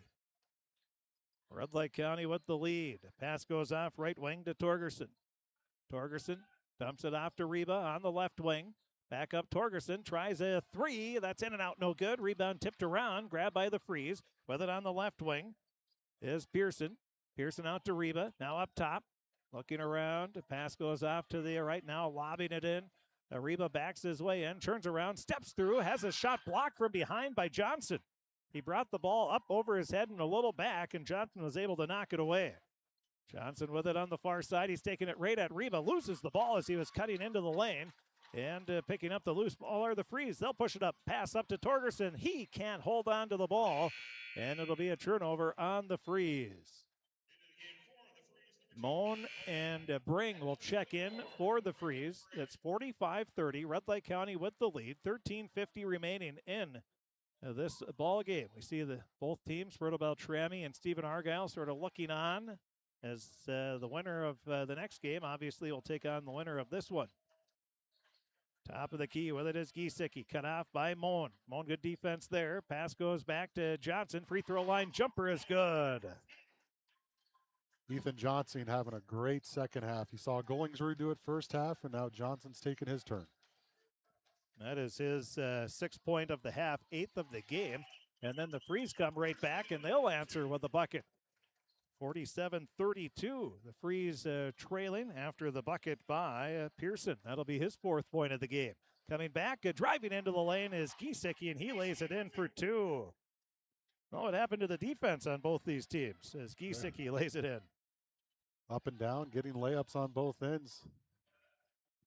Fatigue might be setting in for some of them. On the bigger floor, a little longer.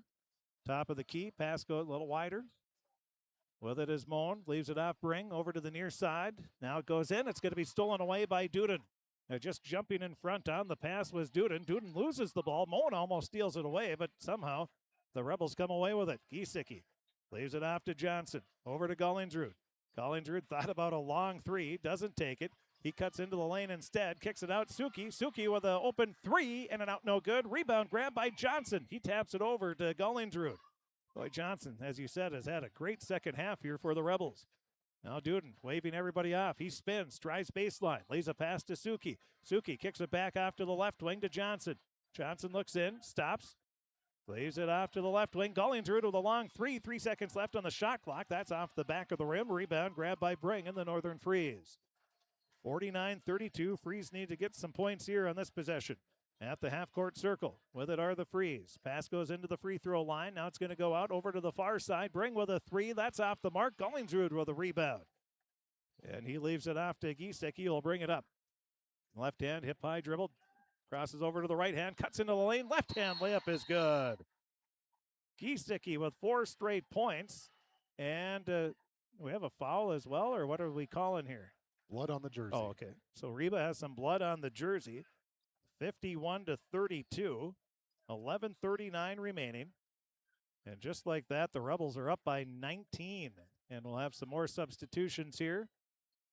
Checking out are Suki and Johnson. Checking in, we have Atlee Vedelson. And also checking in is Alex Renner. Okay, so Renner checks back in as well. Top of the key, Bring leaves it off to Shanky, who just checked in for the Northern Freeze. He leaves it off to Torgerson. Torgerson at the top of the key, back to Bring. Bring with a long two-pointer. That's off the front of the rim. No good. Rebound, Gullingsrud. Gullingsrud looking to push it up the floor. He does. Leaves it off Duden, and he's going to be fouled, I believe, by Moan. I shouldn't say looking to push it up. Red Lake County is pushing it up, is what they were doing. Boy, the crowd's really starting to fill in here. And we're going to have a timeout called by the Northern Freeze. We'll take a timeout as well. 11-12 remaining in the game. 51-32. Red Lake County with the lead over the Northern Freeze. We'll take a break. We'll be back right after this timeout on KROX. I don't think that everybody wants to lead necessarily, but everybody wants to be a part of a team, and I think we provide that. Blaine Vanosic, I've been at Zavrals for, this is my 23rd season. My dad is an extremely hard worker. I wanted to be like him. I wanted to work, honest work, and provide for my family like he does, and just live a comfortable life. And I found that here at RJ Zavral and Sons. It feels great.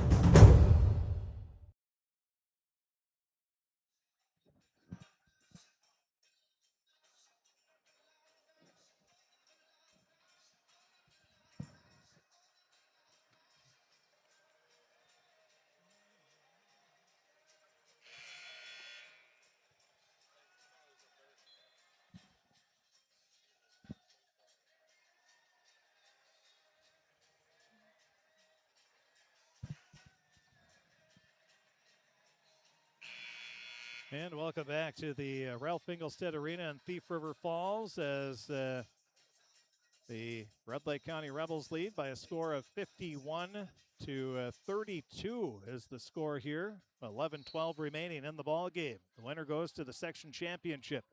The Rebels trying to defend their section title and a third place finish at state last year. With the ball at the half-court circle, with it is Giesecke for Red Lake County. He's at the top of the key. Gets a pick from Renner. And also from Vedelson. Leaves it up to Duden. Duden at the top, working on Bring. Now we'll dribble back over to the right wing. 10 seconds left on the shot clock. Crossover dribble. Stops, pulls up for the three. That's off the front of the rim. No good. Rebound. Last touch by Torgerson in the freeze. It'll be Red Lake County ball. So even when you play good defense, somehow the Rebels find a way to get the rebound. Got to be able to finish these possessions with rebounds, especially down 19 now. You got to make a run right here. Inbound pass goes to Duden on the left wing.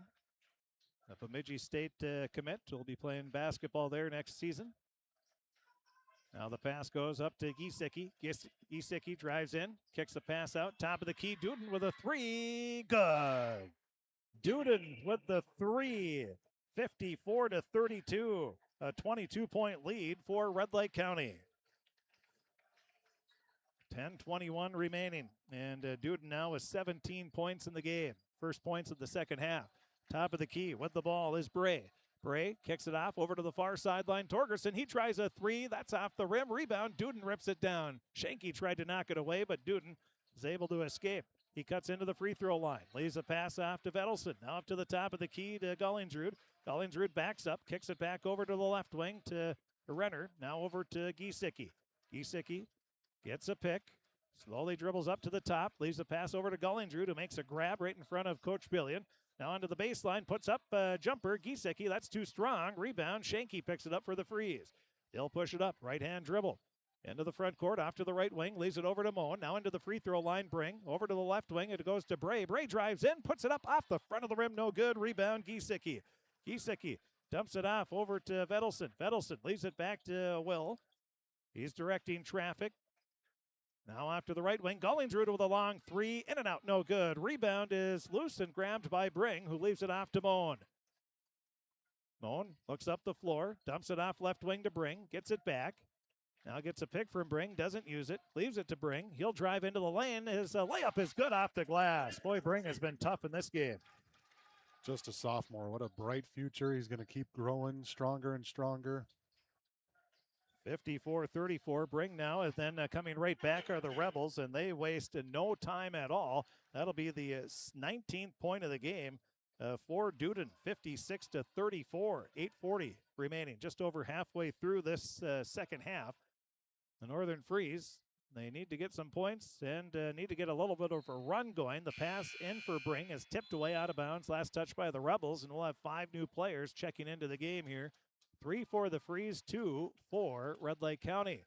Johnson and Suki will check back in. So it looks like we have the starting 5 all back out there for the Rebels. And Reba, who else checked in there? It looks like Anderson and Pearson check back in. Moan with it. At the top of the key, cuts into the lane, has the ball knocked away out of bounds, and a foul is going to be called on Red Lake County, and Moan's going to be at the line where he'll be shooting 2. That'll be the third personal on Ethan Johnson, I believe. Well, let's see here. Looking at my book, he's the first with 3 fouls.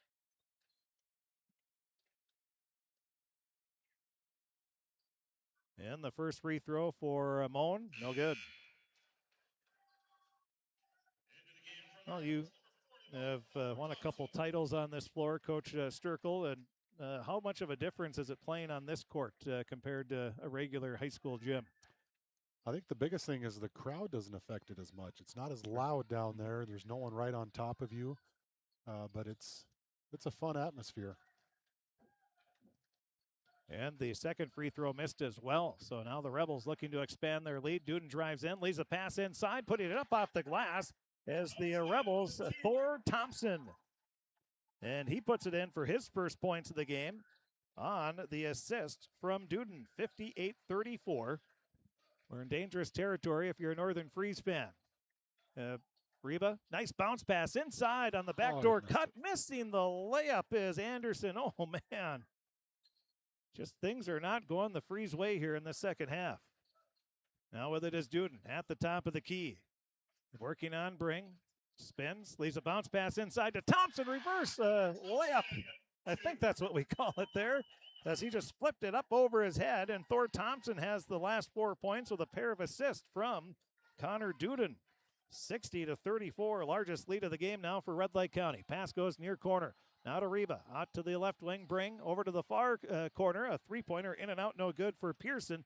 And the rebound grabbed by the Rebels. Coach Spildy said we struggle shooting from outside, and that's showing here in this second half for the Freeze. Now, Giesecke driving into the lane. He did not get in bounds before the ball was tipped right back to him. Thompson misses the bunny in there after another nice pass from one of his teammates. Suki will check out. Checking in for the Rebels will be Logan Vedelson. And Bring, he checks out. Checking in.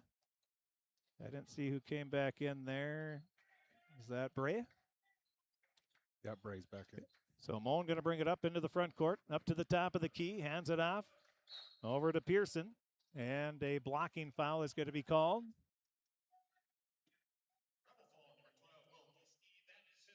That'll be on Giesecke. As good a defense as he plays, only to have his first foul of the game. And he has stolen balls. It's not like he just sits out there roaming around. He's active. But he gets his first foul of the game. Now a pass inside to Reba for the Freeze. He's double teamed, dribbles out, leaves a pass off right wing, and that's going to be stolen away by Johnson.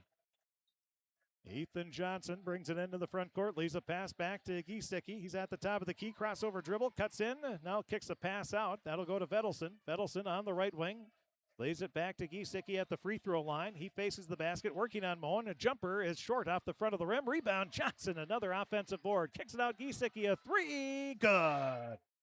Second chance points for the Rebels. They've had a boatload of them. Red Lake County just tenacious on both ends, defensive, offensive rebounding. Now we're under 6 minutes. Coach Fillion loves to kind of finish the game here. Wide open shots or layups, and that's where you'll see the discipline come in here. Red Lake County's not going to force anything and really make Freeze try to stop them. Moen misses a shot, 63-34. With the ball, Red Lake County. It's Thompson, leaves it up top of the key to Duden. Duden gets a pick from Thompson. He tried to leave it off for Thompson, but it goes off the leg of one of the Freeze players. No kick because it just went off the leg. Now over to the far sideline. The Freeze. Moen has it on the left wing into the free throw line. That'll go over to Pearson. Pearson leaves it off right wing. Over to Anderson. Anderson with the shot. That's off the mark. Duden with another rebound. And now just slowly walking it up is going to be Will Giesecke. And he looks over to Ethan Johnson and says, we're slowing it down. Yes. Take time off that clock, leading by 29. And now a pull. As we say, they're going to slow it down. Pulling up for a three is Giesecke. That's off the front of the rim. No good. And then we have a stoppage. And it's going to be a flop warning. It's going to be a flop warning on the offense. I haven't seen that before. Have you? I have not. Coach Fillion asking for an explanation, saying he landed on somebody's foot. That's what you do. You don't want to land full with all your body weight. That was a bad call there. It's the first time we've said that. But that's one where he came. If you come down, and you've played, if you come down on a foot, you're letting yourself drop so you don't roll that ankle. Oh, yeah. So that's not a flop at all. And I think what happened is he didn't see him land. I think that's maybe what happened, or land on the foot anyway. But nonetheless, the Freeze got some work to do here if they want to make a comeback, and they're not helping themselves out at all. They have not been able to hit free throws or shots here in the second half. It's a 16-2 run. Missed them both. And both free throws missed by the Northern Freeze. So a 16-2 run by Red Lake County. They lead 63-34. And they have the ball, looking to add to it. Gullingsrud at the free throw line. Leaves a pass to Johnson. Johnson kicks it out. Thompson leaves it to Gullingsrud, and he hits another three. I don't keep shooting percentages because that's way too much work to be able to pull off. But Gullingsrud's got to be shooting about 90% here in the game. Efficient is the word. And one great adjustment Coach Fillion's done tonight is how many bodies he's thrown at Reba. It's not one or two guys guarding him. He's gone 9-10 deep tonight on his bench. A lot of guys that don't get a ton of valuable varsity minutes throughout the year have got thrown out there and have done a really good job wearing Reba down. It's one guy against their five. When you get tired, throw another body at him. So that was a big adjustment, big reason why Reba's been slowed down on the offensive end. So 16 points for Gullingsrud now, and we had Ethan Johnson coming out as just a quick substitution timeout, but then the official said, well, you're going to have to take one anyway. So it's a 32-point lead. And this is what Red Lake County can do. You're feeling pretty good about yourself, and then they just totally take any positivity away from you and just really they demoralize you. They can do that. It's suffocating. Yeah. And then when you got a basket, by the time you cross half court, the ball's ahead of you and they're scoring. That's hard to do all night long. In a senior-dominated team this year, a team that's been there, they've had success in every facet of sports that they have done. Coach Huey will like this shout out. Might be senior heavy, but boy, did they have a heck of a JV season. They're going to be ready to go again next year. Reload. Now driving into the lane. Pass goes out, far sideline. The Freeze, speaking of some pretty good young players, now putting up a shot. Bray on the offensive rebound and the putback. Bray with his 6th point of the game, and that breaks a 19-2 run by the Rebels. 4:02 remaining. Rebels pass over to Renner, and it's going to go off of Renner. Good hustle there by Moen. So 66-36 the score. Red Lake County with the lead. They're going to be advancing to the section championship game in the Northern Freeze. They're going to bring some players out. We're going to go a little deeper to the bench here. Nice job by Coach Spildy to get some other players in, just realizing, getting some of these seniors in. That's a great move. It's these kids deserve it. That's for sure. You have, well, we'll go through some of the new players in for the, well, we have Torgerson, who's still out there. He's going to be handling the ball, puts up a shot, and he's going to be fouled. And it's always a tough decision as a coach, I would assume, Coach Sturkle, is when you're trailing. Easy to do it when you're leading, I think, but when you're trailing, when do you put, when do you wave, for lack of better terms, the white flag? Well, you kind of analytical. You see there's 3.5 minutes left, and you're down 30, and you've only scored 36, so you're probably not going to come back.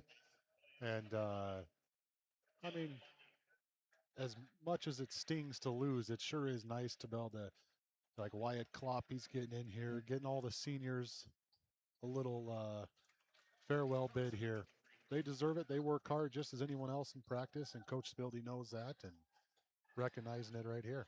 Yeah, they're just as important because without them in practice, they're not pushing the other guys. Correct. So Shanky brings it up into the front court, and both teams have put a few subs in, and now it's going to be the ball stolen away, bringing the ball up into the front court, driving in, and having the ball knocked away. That's Mason Williams into the ball game. Let's try to get you some of the subs that are in now at this point. Red Lake County, they've also brought in Benji Bramer. And also into the game is Nate Powers.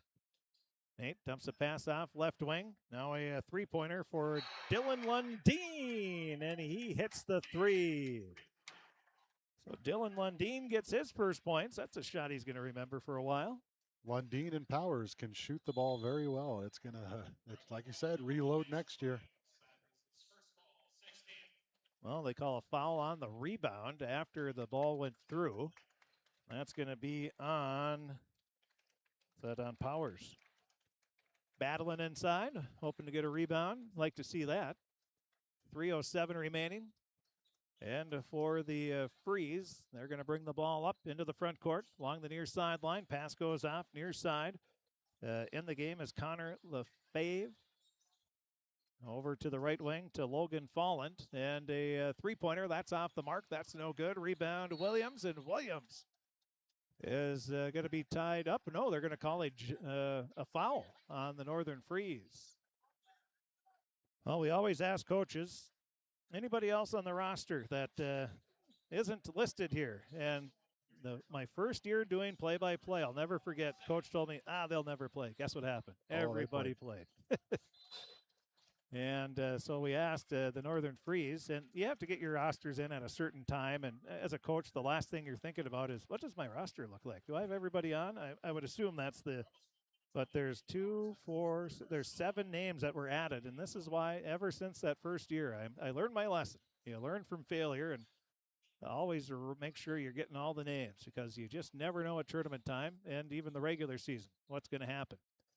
Pass goes inside, turning around, putting up the shot inside, and a bucket there for Wyatt Klopp. So Klopp will get his first points of the game. Coming right back is the Rebels. They put up a shot. That's off the mark. The rebound is grabbed by Klopp. He'll leave it off. Bringing it into the front court along the far side is Lefebvre. Now up to the top of the key with the ball is Folland. Over to the right wing with the ball is Klagstead. Klagstead leaves it off. Now goes inside. Pass up top of the key. Trying for a three. That's short off the front of the rim. Rebound goes out of bounds. Last touch by the Freeze. And it's just been a night here where the Freeze have not been able to buy an outside jumper all game. They've got a lot of good looks throughout the game and just weren't able to get some to fall. And sometimes that happens, unfortunately. As the pass over to the far corner, another three by Lundeen. That's off the mark. He's trying to break Suki's record of threes in a game. Now into the front court with the ball. Again are the Freeze. That's Eli Klagstead. And a shot put up. That's off the mark. Rebound out of bounds. Last touch by the Freeze. 1:17 remaining in the season for the Freeze. And we'll try to get a quick interview with the winning coach, Steve Fillion, before we start into our pregame festivities. A pass is going to be stolen away. The Freeze with it. They're going to push it up. Fallen along the near sideline. Nice bounce pass. Oh, just off the hands, and the ball is loose. It's going to be picked up by Lundeen. Lundeen leaves it off, driving into the lane, putting it up off the backboard. No good is Lund. But then the rebound. I didn't even recognize Lund with that dyed hair down there. So the bucket good, and that'll be Lundeen. That'll be his 5th point of the game. These guys can't be dyeing their hair before playoffs.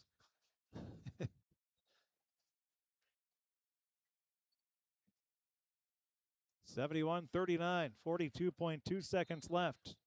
Both coaches up coaching the JV guys hard. Yep.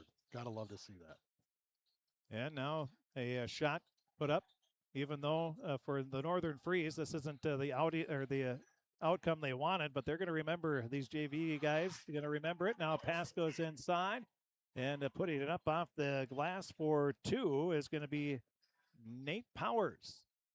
Pass off right wing. Freeze with it. 19 seconds left. 73-39. Running time for the final 15 seconds. And the pass goes inside. That's going to be out of bounds.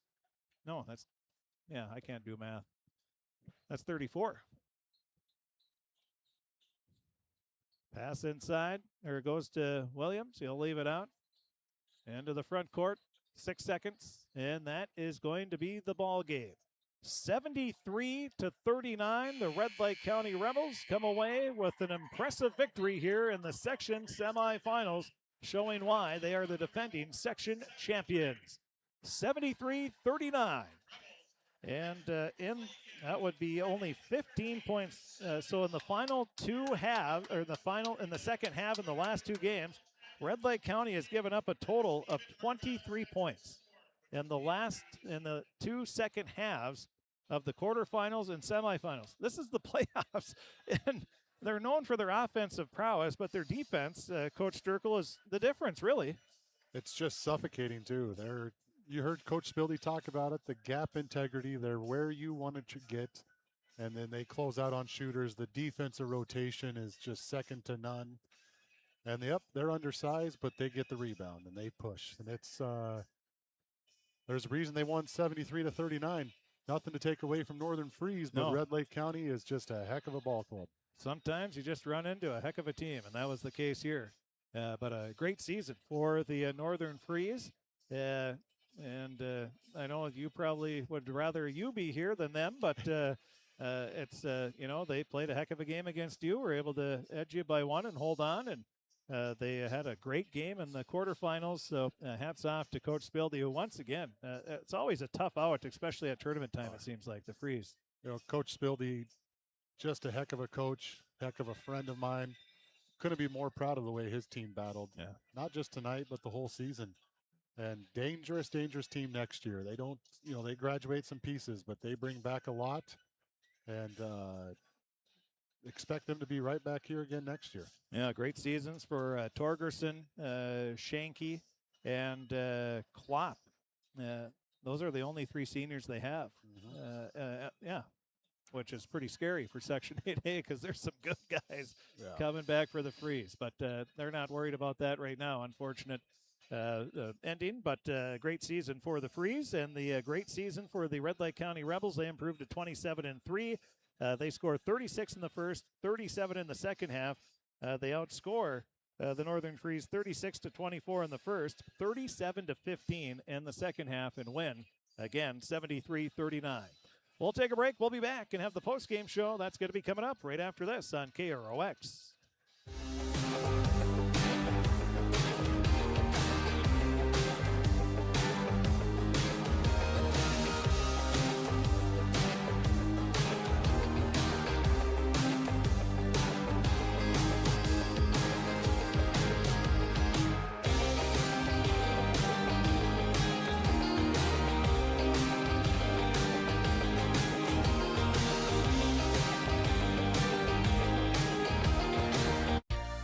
For all of your automotive service needs, call Christian Brothers Ford here in Crookston.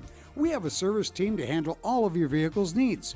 Does your vehicle pull to the right or left? Call and schedule an alignment today. Proper alignment saves gas and wear on your tires. We're here to take care of your vehicle repairs and maintenance. Call Christopher or Jersey in the service department at 281-1338. Make an appointment today with the service department at Christian Brothers Ford of Crookston, where we make it easy. Ever wonder what your city government does for you? They provide police and fire protection, emergency and disaster preparation, building code and zoning enforcement, street repair, cleaning and snow plowing, curbside garbage and recycling collection, plus spring and fall cleanup weeks. They deliver safe drinking water and maintain a wastewater system. They care for 22 parks and provide year-round recreation activities. They give loans for economic development and housing. They do all this and much more with the help of your city employees. Crookston Valley Cooperative in Crookston is your full-service local agronomy dealer, delivering the products and services that you've come to expect. Crookston Valley Cooperative specializes in seed, chemical, and fertilizers that you need to keep your farm operation growing. For expert advice you can rely on, give Sean, Mike, or Matt a call at 281-1178 today or stop by at Crookston Valley Cooperative, located at 1122 Fairfax Avenue in Crookston. Crookston Valley Co-op, here to keep you growing. Are you an enthusiastic sports fan? Want to have fun and get in on the action? Heck, yes. That'd be awesome. Have great attention to detail? Want to stay active? Definitely. Want to give back to the student athletes in your community? Obviously, yes. Then you'd make an excellent high school sports official. We need more officials in Minnesota, because with no high school officials, there are no high school sports. Sign up today at highschoolofficials.com. Well, taking a quick look, we'll get Coach Fillion. He went into the locker room, so we'll get him, record him, and post it to our website, and we'll have that coming up here on our website in a little bit, along with the pictures and everything else. Taking a look at the scoring quick here, we're just going to go in order of we have them in by number. Ethan Johnson, he had 8 points in the game. 10 points for Will Giesecke, 16 points for Ben Gollingsrud, 5 points for Nick Suki, and then 19 points for Connor Duden. You had 2 points from Alex Renner, 4 points from Thor Thompson, 5 points from Dylan Lundeen, and 2 points from Nate Powers. Everybody else played and did not score. For the Northern Freeze, they were led by Reba. He had 8, 6 points for Alex Bray, 3 points for Torgerson. He had 2 points from Trig Anderson, 4 points from Cale Pearson, 3 points off the bench for Blair Moen, 11 points off the bench for Brecken Bring, and 2 points for Wyatt Klopp.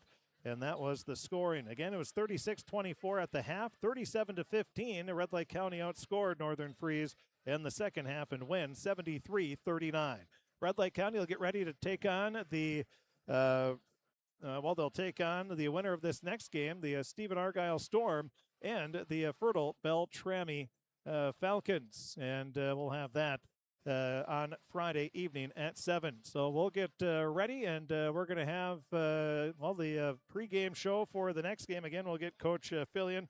We'll get him here and post his interview to our website at kroxam.com. We'll have the story, stats, scoring, pictures, and Coach Fillion's comments. We'll see if we can get Coach Spildy as well and post those on our website. But we got to get ready. They only have 17 minutes before the starting lineups for the next game. So we have Fertile-Beltrami taking on the Stephen-Argyle Storm. Should be a dandy. We're going to have that coming up right after this on KROX. Your local Ace has it all, the full line of Ego outdoor power, and we're here to help. So shop in-store or online for curbside pickup or same-day delivery. With Ace, getting the Ego products you want has never been easier. Ace is the place with the helpful hardware, folks. For over 45 years, Grove Mechanical has been the trusted choice for heating and cooling solutions in Crookston and the surrounding communities. From furnace repairs to air conditioning installations, we're committed to keeping your home comfortable year-round. We're proud to support this community and all its athletes. Best of luck to the Crookston Pirates this season. Grove Mechanical is behind you all the way. Looking for some family fun? Come to Happy Joe's Pizza and Ice Cream. Sizzling hot, made-to-order pizza with all your favorite toppings. Cool off with our delicious hand-scooped ice cream. So many flavors and so much fun. And don't forget our game room, packed with excitement for kids of all ages. Happy Joe's Pizza and Ice Cream, Crookston, Minnesota. Call us or stop by today. Times to be together. Happy Joe's. At Crookston High School, we really have a lot going on. There isn't that much going on. Oh yeah? We have softball, baseball, track and field, soccer, swimming, tennis, golf, volleyball, crap shooting, hockey, basketball, wrestling. So we have a lot of sports. And there is orchestra, band, choir, visual arts, speech, theater. You an enthusiastic sports fan? Want to have fun and get in on the action? Heck yes, that'd be awesome. Have great attention to detail? Want to stay active? Definitely. Want to give back to the student athletes in your community? Obviously, yes. Then you'd make an excellent high school sports official. We need more officials in Minnesota because with no high school officials, there are no high school sports. Sign up today at highschoolofficials.com.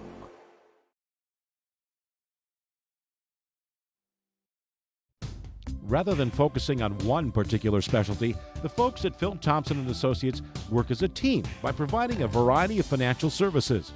The result is the convenience and efficiency of being able to do all your financial business in one place. Call or stop in for a visit anytime. See for yourself what they have to offer. Stop in and visit any of their 3 area offices. Phil Thompson & Associates, located in Crookston, Warren, and East Grand Forks. Ever wonder what your city government does for you? They provide police and fire protection, emergency and disaster preparation, building code and zoning enforcement, street repair, cleaning and snow plowing, curbside garbage and recycling collection, plus spring and fall cleanup weeks. They deliver safe drinking water and maintain a wastewater system. They care for 22 parks and provide year-round recreation activities. They give loans for economic development and housing. They do all this and much more with the help of your city employees.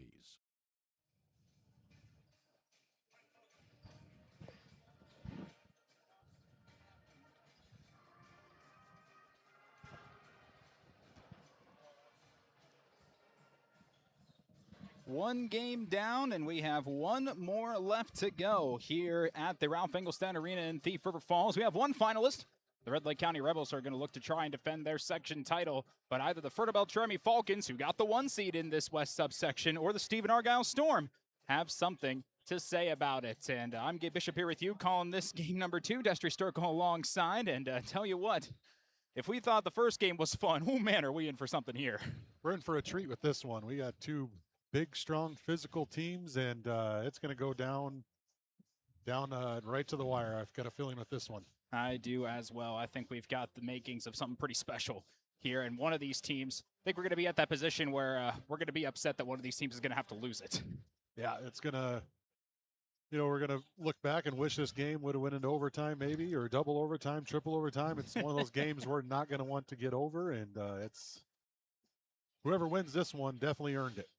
Well, I'm really excited to see what happens in this one. We talked to both head coaches. Head coach of the Fertile-Beltrami Falcons, Coach Neil Steffes, in his 33rd year.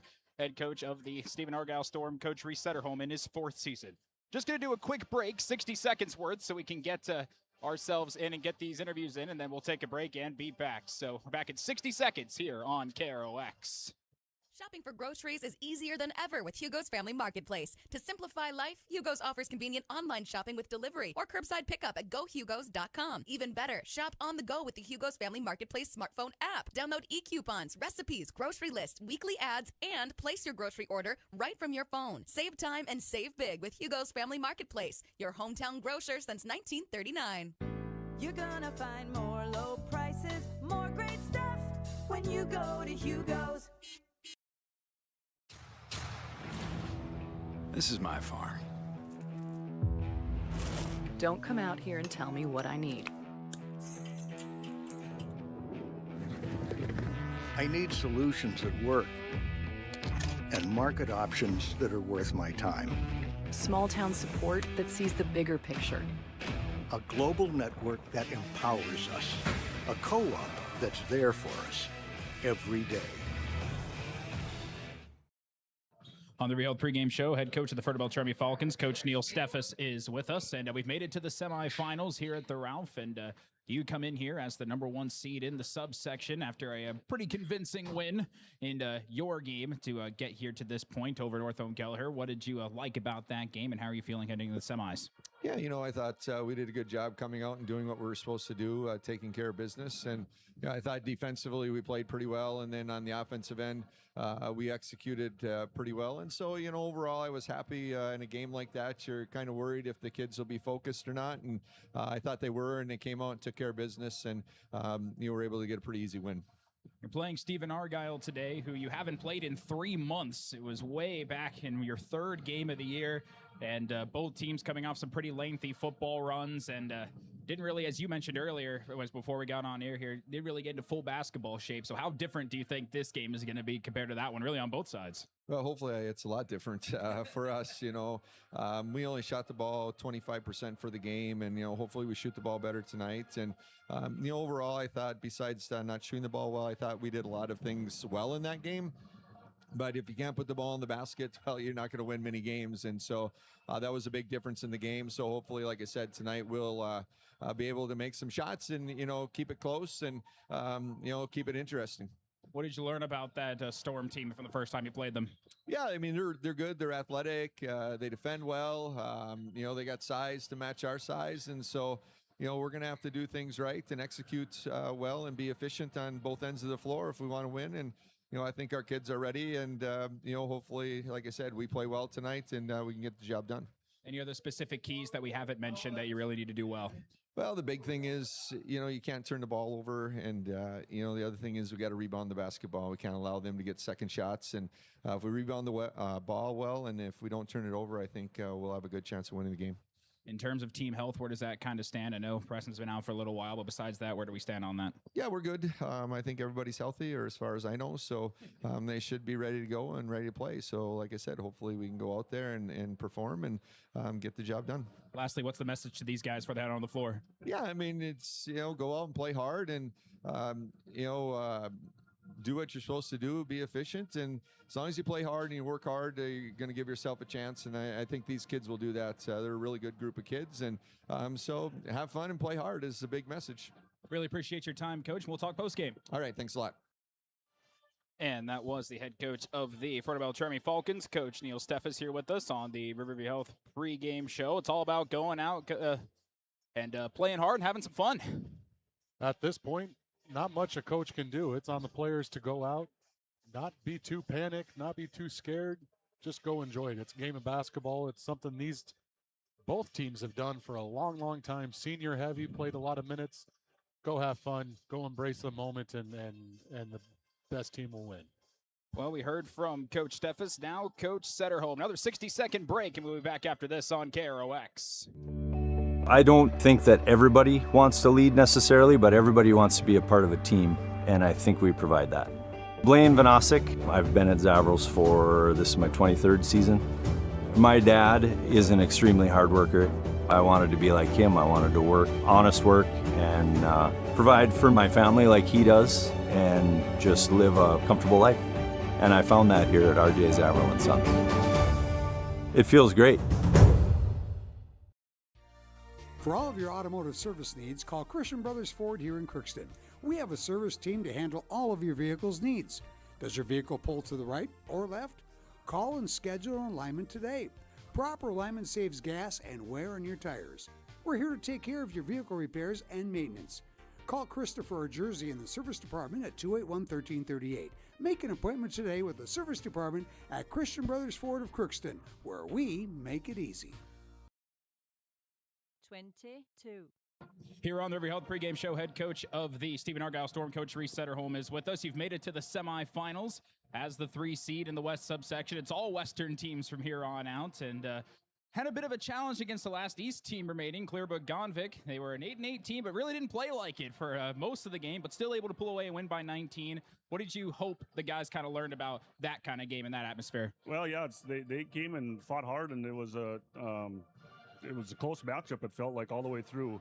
And just what I was most proud of was just the resiliency of our guys to stick with it and keep grinding and keep working, and eventually we were able to break that game open. So guys just stuck with it, trusted each other, and the ball maybe didn't shoot as well for us that night. We missed some layups, missed some shots from the outside, but ultimately they stuck with it, got the W, and this time of year, just really all that matters is just a win and move on. Kind of showcased as well that you're able to win even on days when you have off shooting days because your defense was there to kind of back you up and get you over the hump.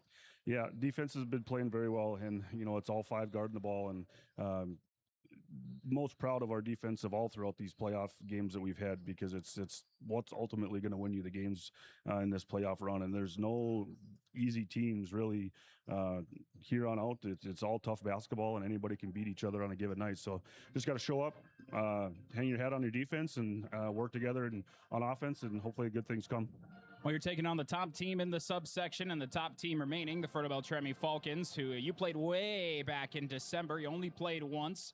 Did a really good job at that point, but it's been 3 months since then. So is it kind of like you're facing an entirely new team? Well, it is. I mean, that was a long time ago. I think that was one of our first, 3 games maybe, and that we've seen Fertile early at home. And I've been saying both teams have looked totally different since then. It wasn't the prettiest game back home that early in the stage. I think both teams were coming off of playing some football, and so yes, teams are totally different and playing much better basketball as of late for both sides. So no, we know who they are. We've seen them growing up all the way through elementary basketball, and they got a good group of seniors as well. So it's just going to be a tough matchup. We match up size-wise with each other fairly well. So just got to bring our A game and be willing to compete. This one could be a lot of fun. It's probably the tallest matchup we have really in the playoffs. Both teams with a lot of big height, both teams with really quick guards and good shooting. What are some keys you really need to do well if you want to win this one and move on to the final? Well, we still have to control the glass no matter what their size is. We got to out-rebound. That's what we do well. So we got to out-rebound. But we can't be timid. We got to be aggressive, take stuff into the paint, try to play that inside out game like we always do. But if we could take it at them and stuff like that, I think it's we just have to be confident going to the rim, and good things happen for us. Team health still looking pretty good? Real good. Yep. Everybody's healthy, ready to go. And that's what you want this time of the year, is a full squad. And we're ready to go. What's the message to these guys then for that on the floor? Have fun. Ready to work. So yeah, have fun and enjoy the moment. Like I said, we got a big group of seniors as well, and I've been playing a lot of ball over the years together. So this is their moment now. It's do our stuff the way we've been working on all year long, but get out there, enjoy the moment, and have some fun. Coach, I very much appreciate your time. We'll be talking post-game. Appreciate it. Thank you. And that was the head coach of the Stephen-Argyle Storm, Coach Reese Setterholm, here on the Riverview Health pregame show. Maybe a slightly different message. Just go out and have fun and enjoy the moment. And that's a good message to take. Stephen-Argyle is very skilled. Their wings have size and athleticism, and that's going to be a key matchup in this game. Fertile's guards a little bit smaller. How are they going to match up against an Anders Thompson, who's on fire right now, and it has length and it has height? Inside, it's going to be a battle.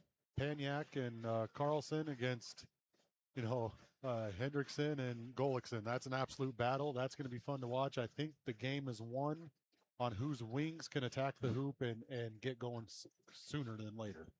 Well, let's now run through our Napper Cookson Welding and Machine starting lineups. They have what you need, and they'll make sure your battery will start the first time every time. So buy a Legend battery from Napper Cookson Welding and Machine. They handle all your Legend battery needs for your cars, trucks, recreational vehicles, snowmobiles, ATVs, and more.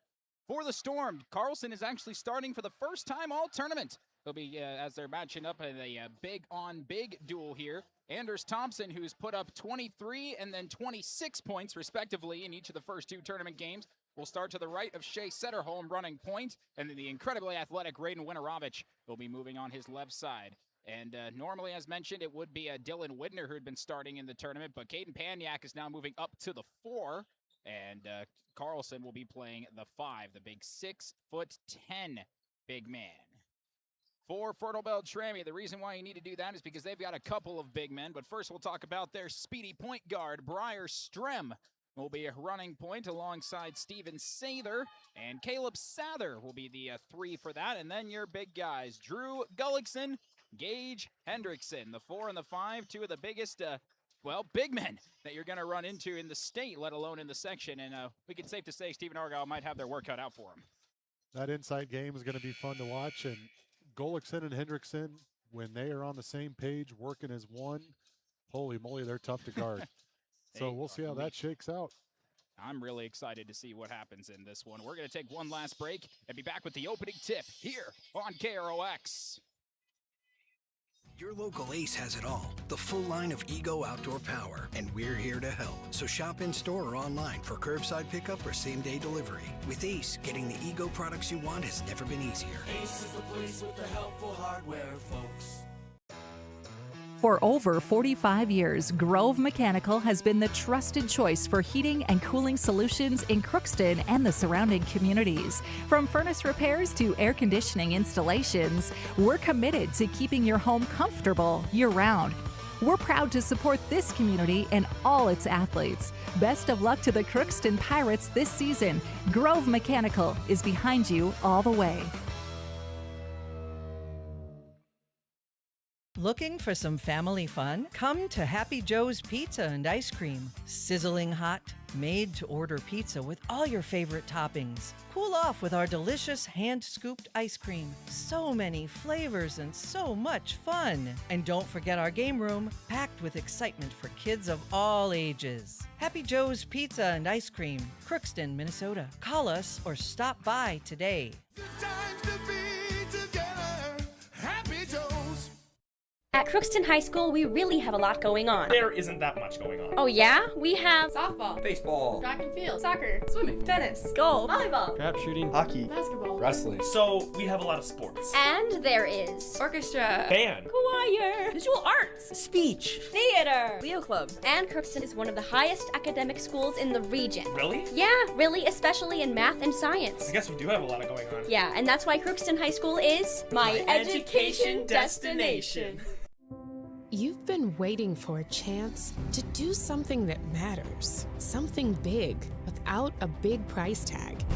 Welcome to Northland Community and Technical College. Here you can have a big impact on a small campus, in classrooms that mirror today's workplace, with instructors who teach from experience and know you by name. You've been waiting for a place like this. Are you ready?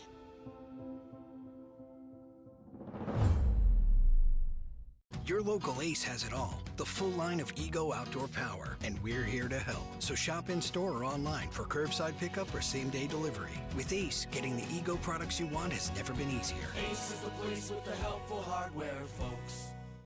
Here at Ralph Engelstad Arena in Thief River Falls. We're about ready to get this second of two games underway. The first one ended in a 34-point deficit, and I have a feeling that this one's not going to go that way. Safe to say that is not happening in this game. Stephen-Argyle moving left to right on your screen and radio dial in their white jerseys. Blue numbers, no trim. Blue in gold striping down the side. Storm across the front in blue. Falcons in their home red jerseys. They'll be wearing those against Red Lake County if they win, as they're the higher seed. Blue along the side with the white spotted paint. Falcons across the front in white numbers with the navy blue trim. Gabe Bishop, Destry Sturkle on the call. Let's have some fun, huh? Let's have a good one. Opening tip will be between Drew Gullickson and Caden Panyak. And we are underway, and it's won by the Storm and Shea Centerholm. And he'll move the ball up the floor and slow the pace down quickly. Thompson to the right wing, Panyak. Panyak dribbles it up front and out to the left side, Shea Centerholm. Shot fake, weaving around. Fakes it underneath, finds Panyak, easy layup up and in, and nice little inside out and get the open man down on the low block. Great offense by the Storm. Spread them out, get to the hoop, and find the man out underneath the hoop. Trying to move inside quickly and knocked out of bounds. It'll be last touch by Gage Hendrickson as he tried to save it. Drew Gullickson came moving in. I think a key point in this game is that Fertile-Beltrami would like to run the pace maybe a bit more than the Storm do. I would tend to agree with that, and Gullickson's going to have to adjust his game a little. He's not used to having size on him. Stephen-Argyle matches up well with him. Here on the right wing, it's Caden Panyak. He'll fake it down low, move it outside Anders Thompson, who's made 5 threes in the first playoff game, 4 in the second. He's been a lethal shooter. Panyak down low. Carlson with that big mask on his nose. Puts it up and puts it in. Right over the top of Steven Sather, and the bigs getting their work in early. As expected tonight, a lot of points in the paint. That's going to go for both sides as Sather will move the ball over to Caleb Sather, trying to get by Anders Thompson. Sather on the low block, right hand, missed that one wide. Rebound by Caleb Paniak. These two teams matched up in the middle of December in the third game of the year for their respective squads. Stephen-Argyle won that one wire to wire just a couple weeks after the Falcons were done with their football season. And that one turned over and stolen by Gage Hendrickson, and Caleb Sather will now move it up the floor to the left wing.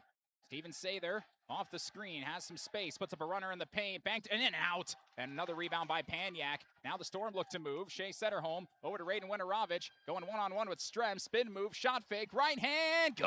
Raiden Winterovich puts that in, and it's 6-0 Storm early.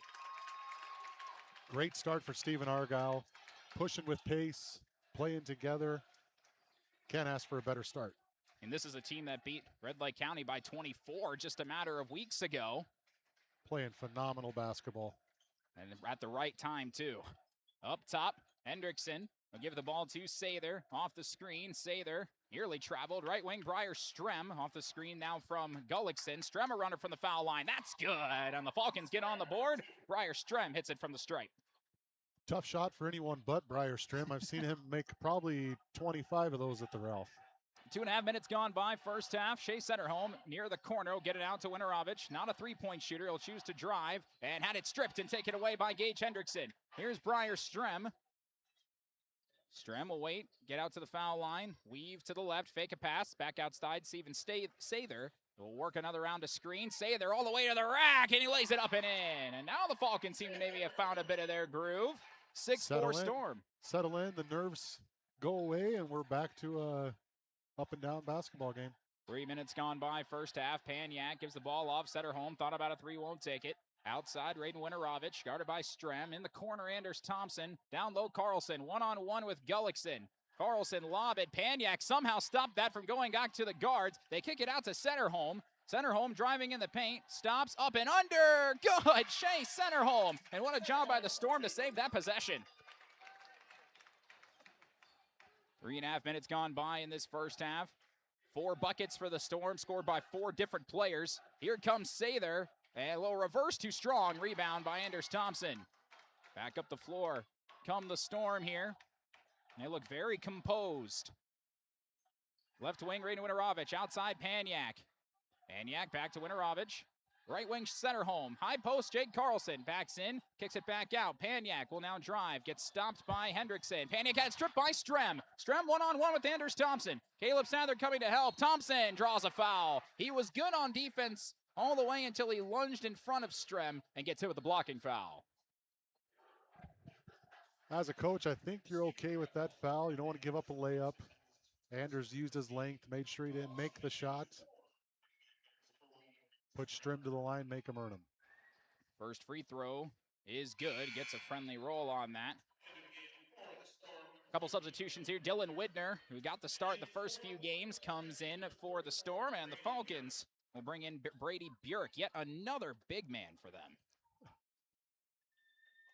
Second free throw, good for Strem. He does earn them. 8-6 Storm, 4 minutes gone by. Up the floor slowly is Shea Setterholm.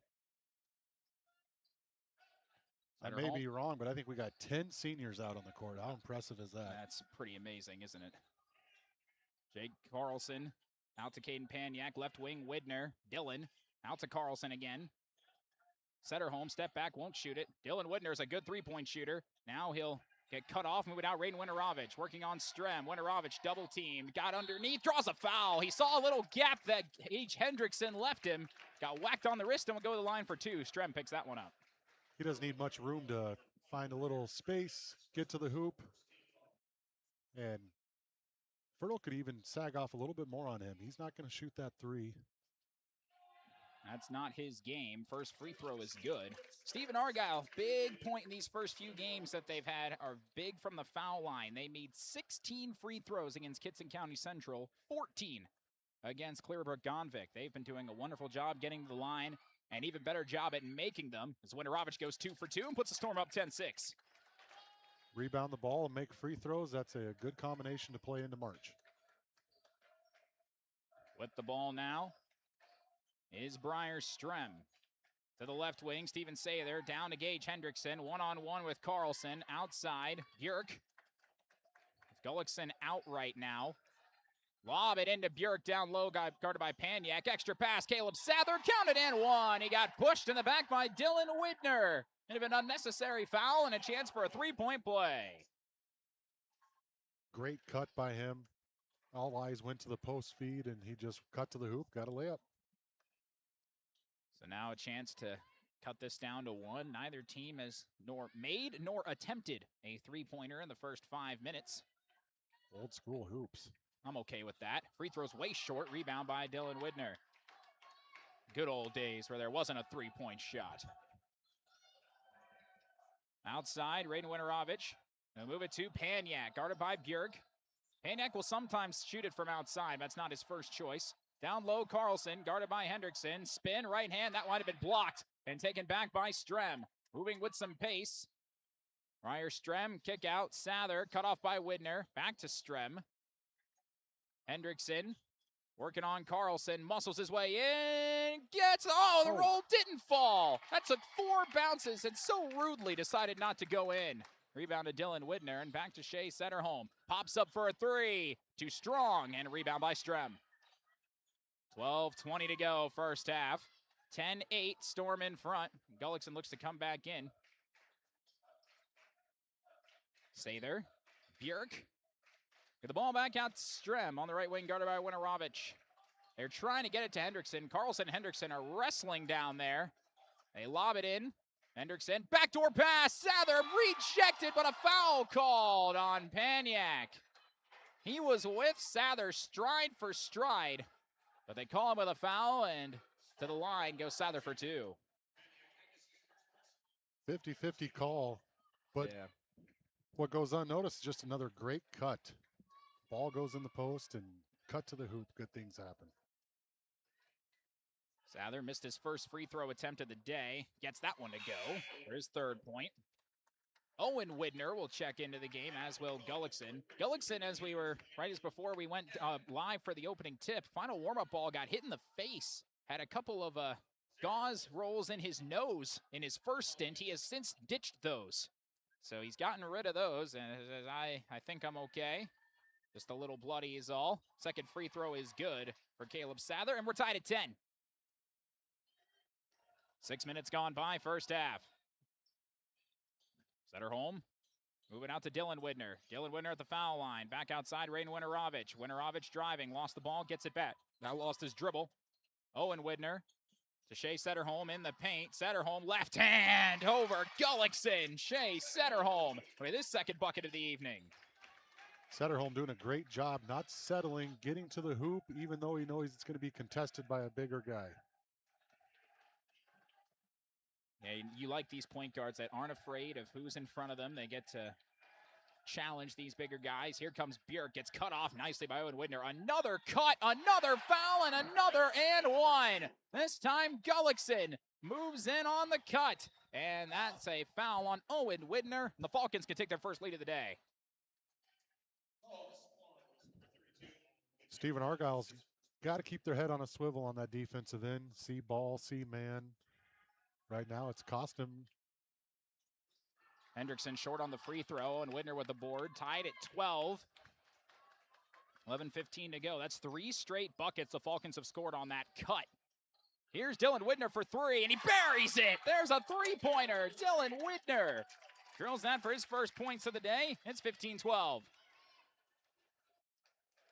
Both these teams can fire away the three. Here's Strem, Bjork. Back to Strem now. He fakes the three, guarded by Owen Widner. If the Storm start making threes, they can be lethal because they can score on either front. Here's Sather, nice move. Floater, no, and a rebound by Paniak. Opportunity here for the Storm. Paniaks are crashing the glass early. Winterovich out to Setterholm. Owen Widner's your 2-point shooter. Dylan Widner's your 3-point shooter. Here, a fake to Dylan. Give the ball off to Raiden Winterovich. Spins, stops, dishes it. Got it right back off a deflection. He swarmed and still puts it up and in. Raiden Winterovich. He's got 6 points. Supreme athleticism. Just stick with it. 17-12 as we approach 10 minutes to go in this first half. Falcons have not led. Björk, and throws it away. He tried to get it to Sather. It wasn't tipped. Owen Widner pulled his hand back as Gullickson will check in for the Falcons, as will Connor Haven, the sophomore.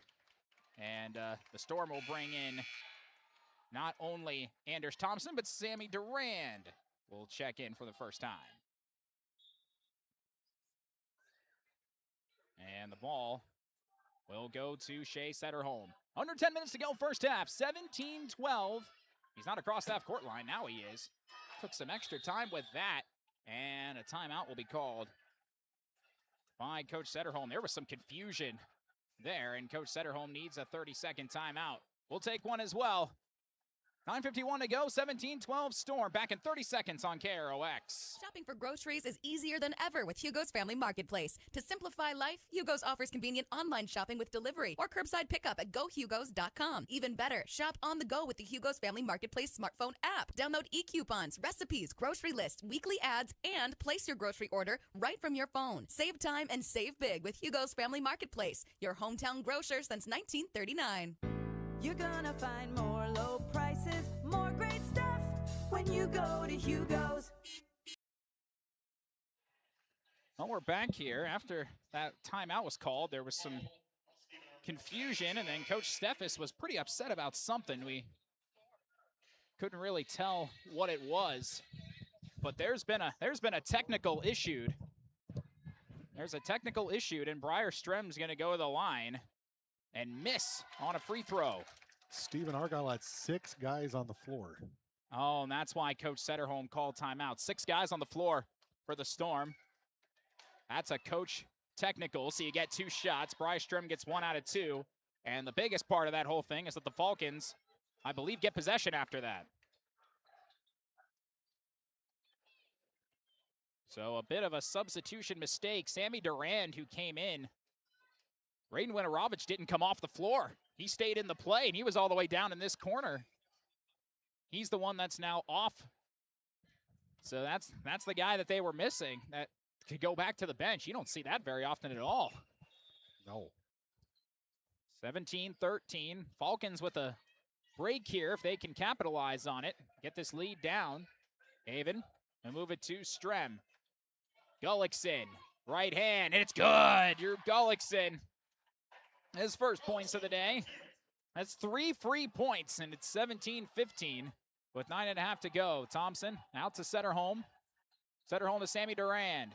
Durand back to Dylan Widner. Dylan Widner driving, stops. Outside Thompson. Thompson driving baseline. Right hand! Oh, he switched hands, and a beautiful finish for Thompson's first points of the day. That's exactly what Anders Thompson needs to do. Look to attack the hoop. He's a very gifted scorer. He hasn't really taken a lot of 2-point shots in this tournament. People forget that he can do that just as well as hit the 3. Haven outside, will move it to Strem. Lob knocked away by the 6'10 Jake Carlson. Good idea, it just wasn't high enough. Now Dylan Widner will give the ball to Durand.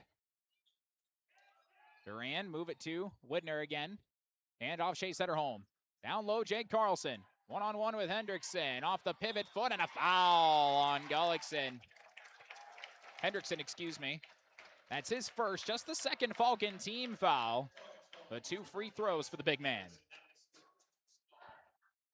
I thought Hendrickson played pretty good defense there, straight up. But if you clip elbow or wrist, 2 shots at the line.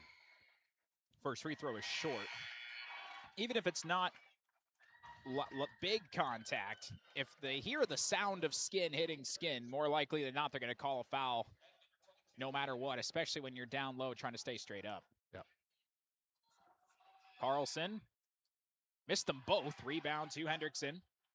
Paniak and Renorovich back in. They have 5 guys on the floor. Now Coach Setterholm, I'm sure for the next few substitutions, is going to be extra sure.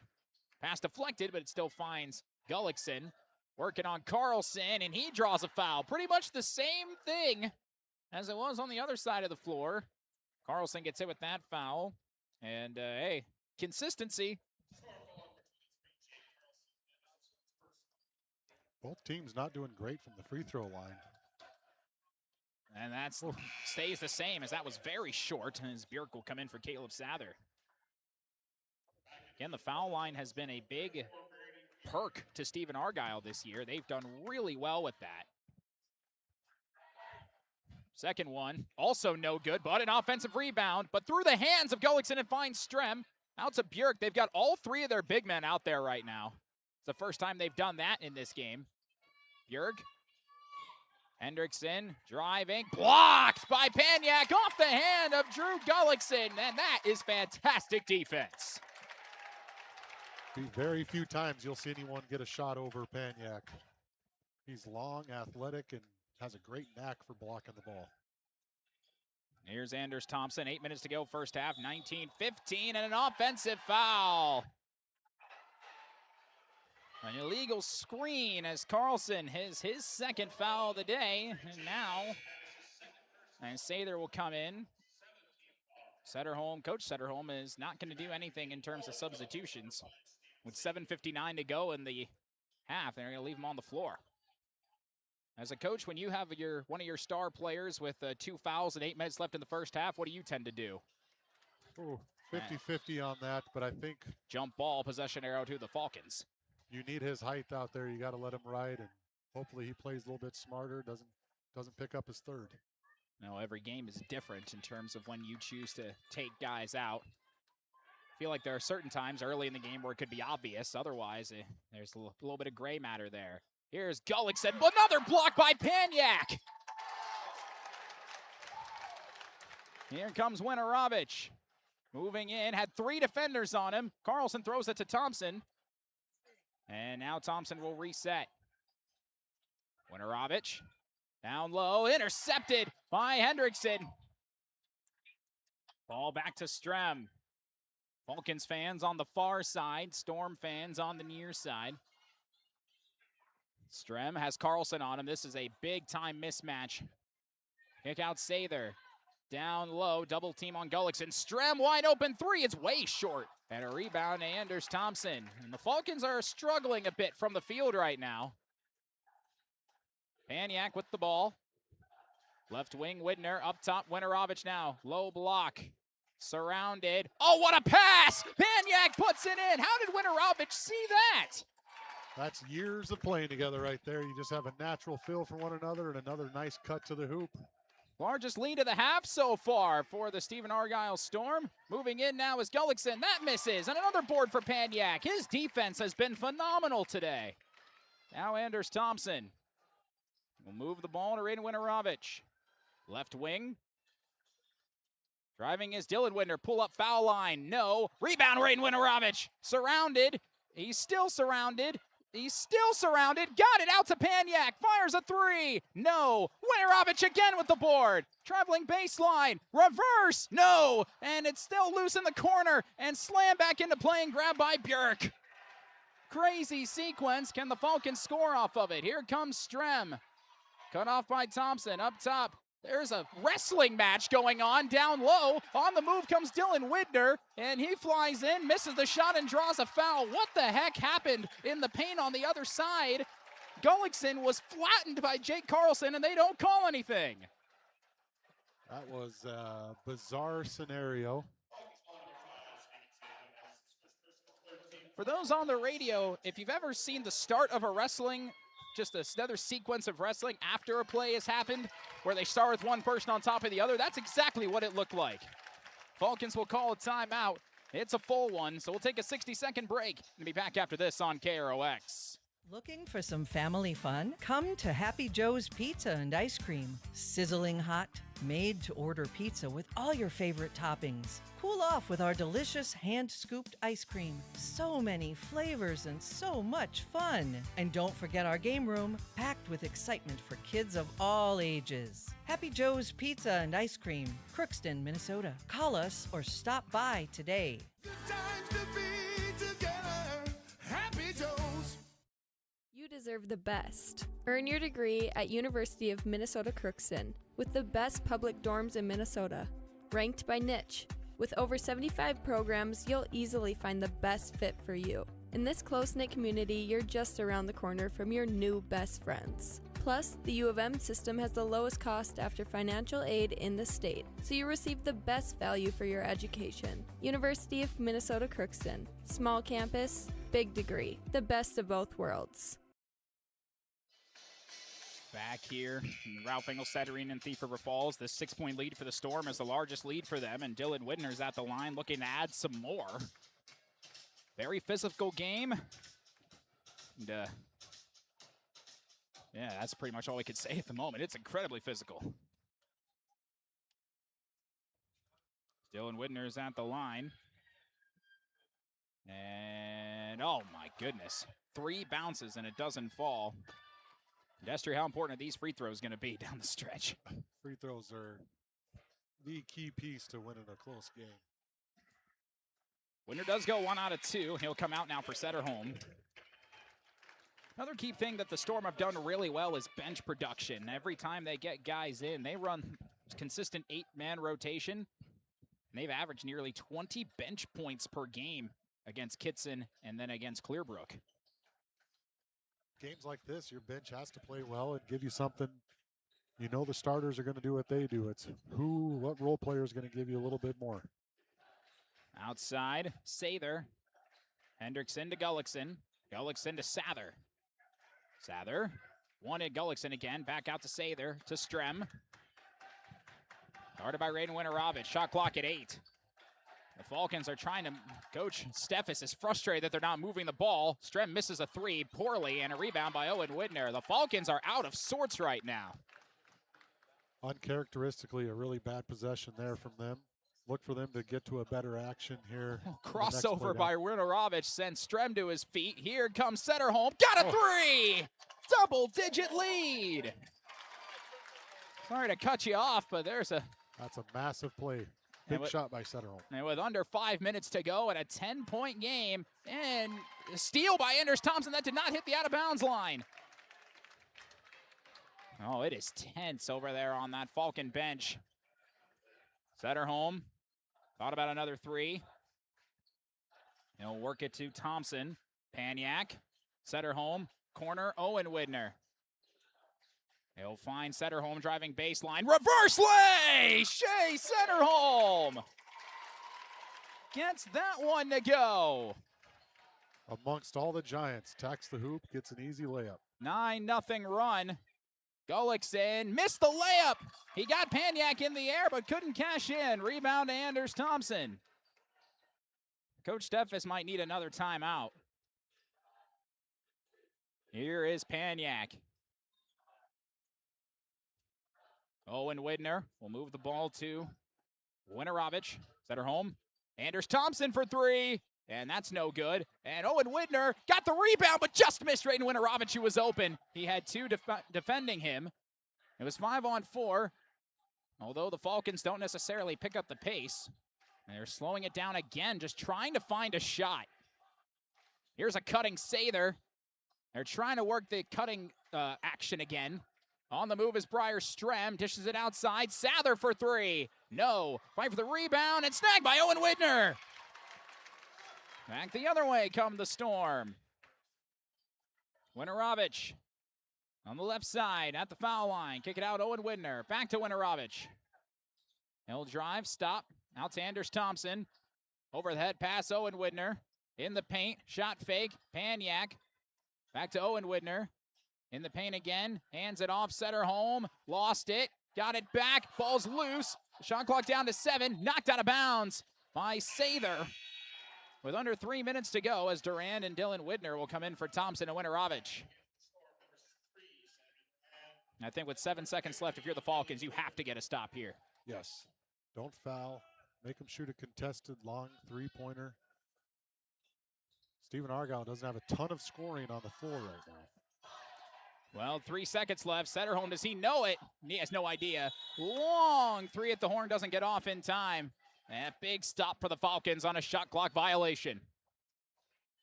And those are killer for momentum. Yeah. Stephen-Argyle's guarded the screener action really well on this end. Little smaller lineup. Let's see if Fertile attacks the inside. They sure should.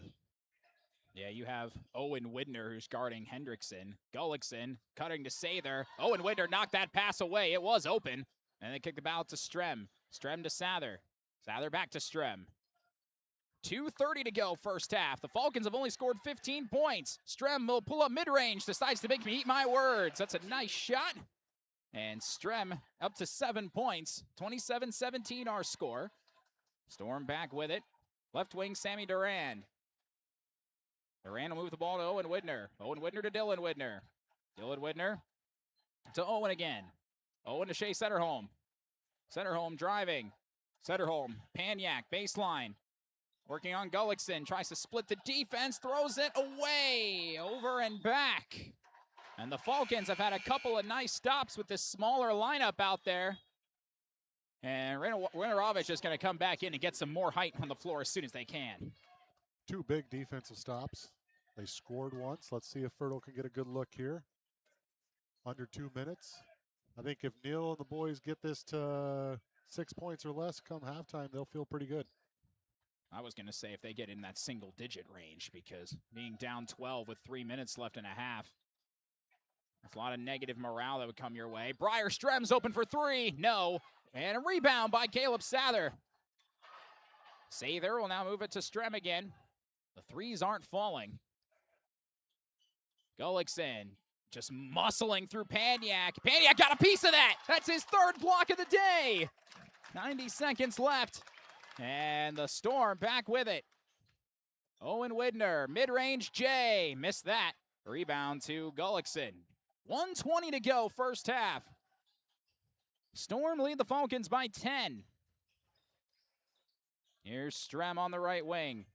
Wants the screen, he goes away from it. Now he's guarded by Owen Widner. They try to get Winterovich on Hendrickson, but Winterovich defended it very nicely. Gullickson, Sather, back baseline jumper, no. Fight for the rebound. Oh, nice save by Dylan Widner. Got it to Owen. Under a minute to go first half. Shea Setterholm. Cross-court pass, Paniak. Winterovich, baseline, crossover, had it stripped by Strem. He read that beautifully. And a blocking foul on Raiden Winterovich. Bonus. Yeah, that's 1-1 now for Strem. He tried to force him toward the sideline, and that did not work very well. 5 straight stops by the Falcons. Finishing the half strong on the defensive end. They have locked things down when they've needed to.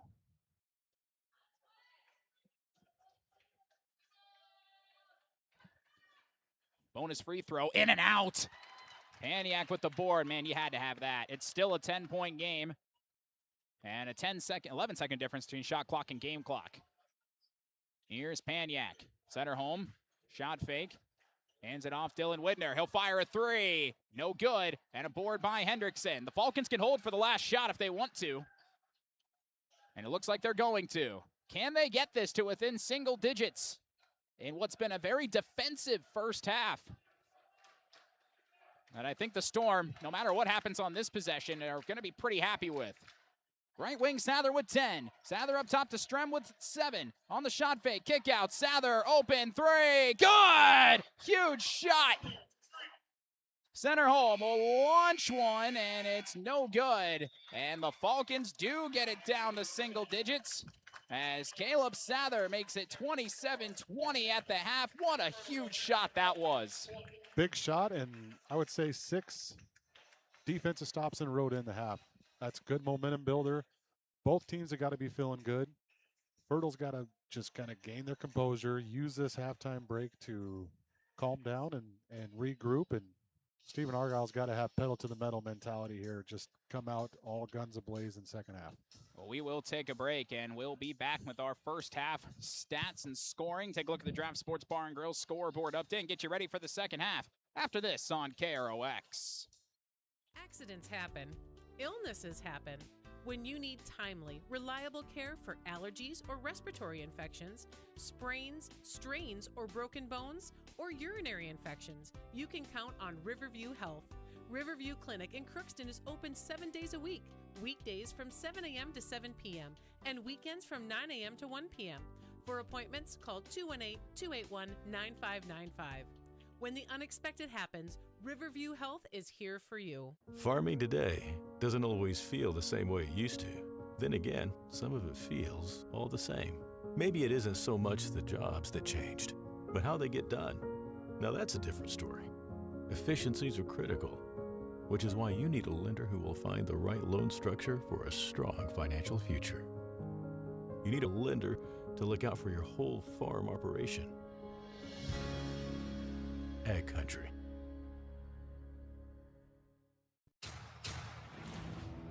This is my farm. Don't come out here and tell me what I need. I need solutions that work and market options that are worth my time. Small town support that sees the bigger picture. A global network that empowers us. A co-op that's there for us every day. Rather than focusing on one particular specialty, the folks at Phil Thompson & Associates work as a team by providing a variety of financial services. The result is the convenience and efficiency of being able to do all your financial business in one place. Call or stop in for a visit anytime. See for yourself what they have to offer. Stop in and visit any of their 3 area offices. Phil Thompson & Associates, located in Crookston, Warren, and East Grand Forks. Shopping for groceries is easier than ever with Hugo's Family Marketplace. To simplify life, Hugo's offers convenient online shopping with delivery or curbside pickup at gohugos.com. Even better, shop on the go with the Hugo's Family Marketplace smartphone app. Download e-coupons, recipes, grocery lists, weekly ads, and place your grocery order right from your phone. Save time and save big with Hugo's Family Marketplace, your hometown grocer since 1939. You're gonna find more low prices, more great stuff when you go to Hugo's. Halftime at Ralph Engelstad Arena in Thief River Falls, and it's a good half if you're a Storm fan. 27-20. The Storm lead the Falcons, and Destry, what I'm telling you, this was a very, very fun yet defensive first half. And as we were talking about, if you like old school basketball, this is the half for you. That was old school basketball. It reminded me of the early Spurs days. Tim Duncan, David Robinson, going up against Patrick Ewing and Oakley, those old school days. That was a fun game. So Olajuwon in that period of time? He was around there. Okay. That's still, in my opinion, the best parts of NBA basketball, when they had all these big guys dominating the game. And I wouldn't say these big guys are dominating the game unless you're Caden Paniak on the defensive side. But this game had it was a back and forth for a while until it was 18-15. The Falcons have not led. Then the Storm went on a 9-0 run. Took a 27-15 lead, 2:54 to go. The Falcons do score the final 5 points of the half to cut the lead down to 7. But I'm sure the Storm are still feeling pretty good about that first half. Storm had a really good half, but you got to be pretty excited about the way the Fertile-Beltrami Falcons, they came out and, dare I say it, weathered the Storm. Stayed in this game. They could easily be down 20 points right now, but to get 6 or 7 straight stops to end the half is pretty promising. And you talk about the foul line. Fertile just could not make a free throw. Missing the 1-on-1. When you miss that first one on a 1-on-1, that's really like leaving 2 points off the board because you don't get the second free throw. So if you're in both locker rooms, you're feeling pretty darn good. And I think these first 5 minutes of this second half are going to be a big telling of how this game goes. In the scoring department for the Falcons, Briar Strem and Caleb Sather had 7 points apiece, then 2 apiece from Sather, Gullickson, and Hendrickson. The others bigs only held to 4 points in that first half. No bench points for the Falcons. For the Storm, Setterholm has 9, Raiden Winterovich has 6, 4 apiece from Caden Paniak and Dylan Whitner, and 2 apiece from Jake Carlson and Anders Thompson. But Paniak has the same amount of blocks as he has points. And that's how he impacts the game. Both ends, transition, rebounding, shot blocking. He's an all-around complete player, and he'll continue to have a big half, especially on the defensive end for them to win this game. He's got to be able to slow Gullickson down and Hendrickson down as well, so we'll see how it shakes out. Take a look at our Draft Sports Bar and Grill scoreboard update here. First game you heard was the Red Lake County Rebels. They're going to have an opportunity to defend their section title as they took down the Northern Freeze 73-39. That's a bigger point differential than the combined 2 first games they played against them. Combined point differential was plus 29. in favor of the Rebels. This time they win by 34. This game, 27-20 at the end of the first half. 8 AA East Grand Forks this season came to an end in handy fashion. Perham, they are on fire right now. I wouldn't call themselves the best team. I don't think they're the best team in 8 AA, but I tell you, they're the hottest team, and that's what you got to watch out for in the tournament, are the teams that get hot. And they have a 6-8 win, East Grand Forks, 69-50. That's a big win, and credit to East Grand Forks. Had a heck of a season, and tough to appreciate how good of a year they had when you lose one like that, but nothing to be super sad about. They had a heck of a good year. Osakis currently leads Staples Motley 26-20 with 5 minutes to go in the first half there. Yellow Jackets are looking to be one of the very few schools to have both their girls and boys teams in state this year. Perham Yellow Jackets are in the state tournament as the 5 seed. They play at 8 o'clock today, so that game will be tipping off for the state tournament for the girls. And so now that's a teacher's dream. Girls team, boys team, both make it to state. You're talking 3 or 4 days work in 2-3 weeks time. That's a lot of paid vacation. So go Yellow Jackets. Yeah, and I'm sure those Perham teachers as well, if they get the opportunity to go, they're going. Oh, absolutely. I don't know if the administration might cancel school for one of those days, but we'll see what happens. But we'll take one more break, and we'll be back with the start of the second half. Storm lead the Falcons by 7. Back after this.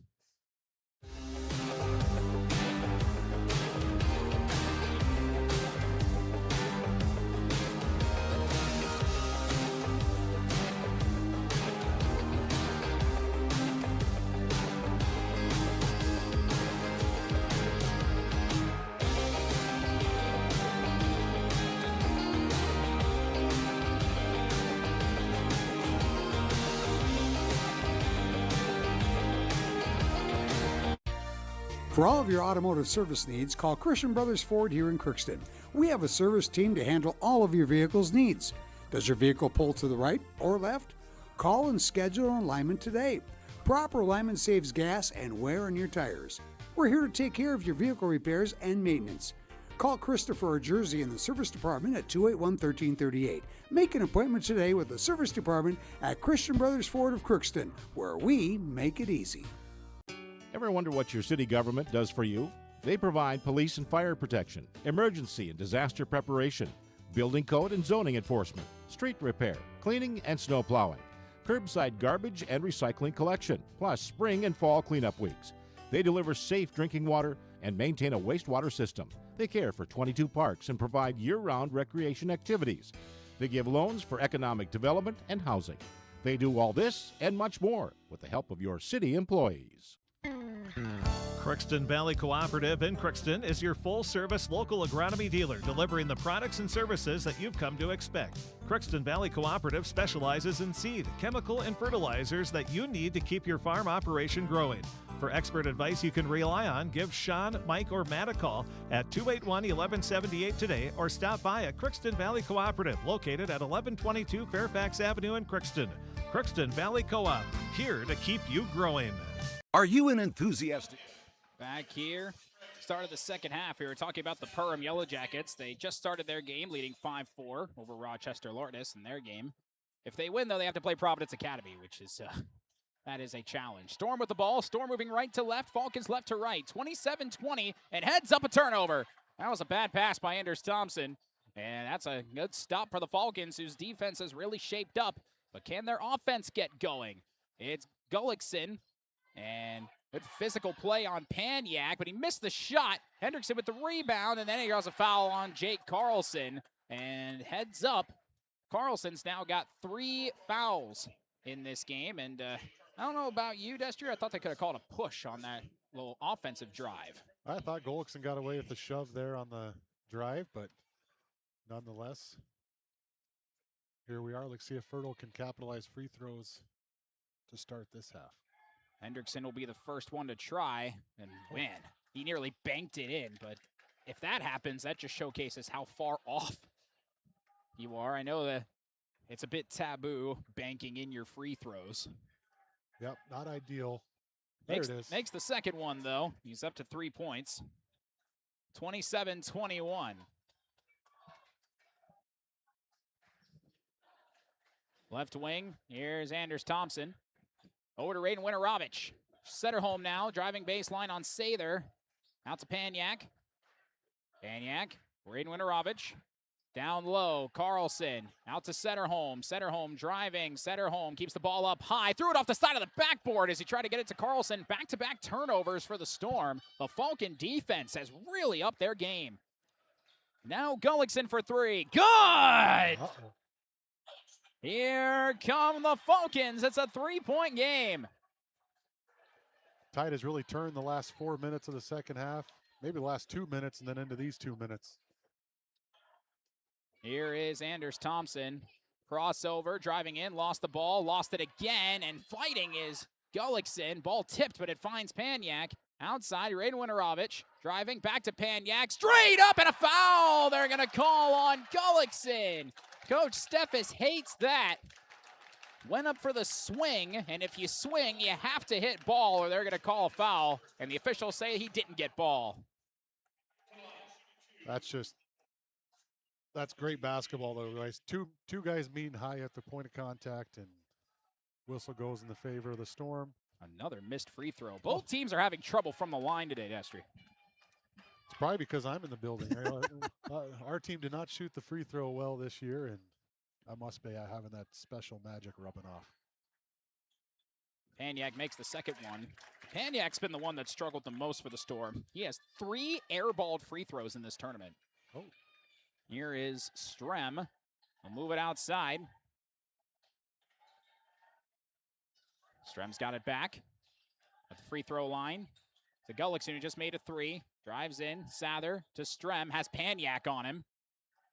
Strem, shot fake. Probably don't want to shoot over Paniak. Back out. Another 3 for Gullickson. That's too strong. Long rebound, and Strem pokes it to Hendrickson, who loses it going up. Knocked out by Jake Carlson. Interesting thing, this is a larger lead at the half for the Storm than they had against Clearbrook-Gonvick, but this one feels less safe. 28-24, Storm with the lead. 2 minutes gone by, second half. Lob in, it somehow gets into Hendrickson, out to Strem. Strem waiting patiently. 10 on the shot clock. Strem, I think, notices that. Outside, Sather, baseline, tough shot. Thompson stood him up. Can they get it off?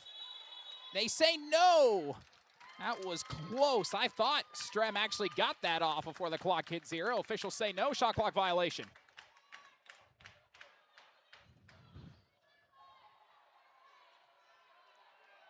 Now the ball will go back.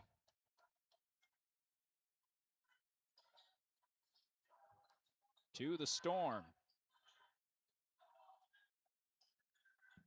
Working inside to Jake Carlson.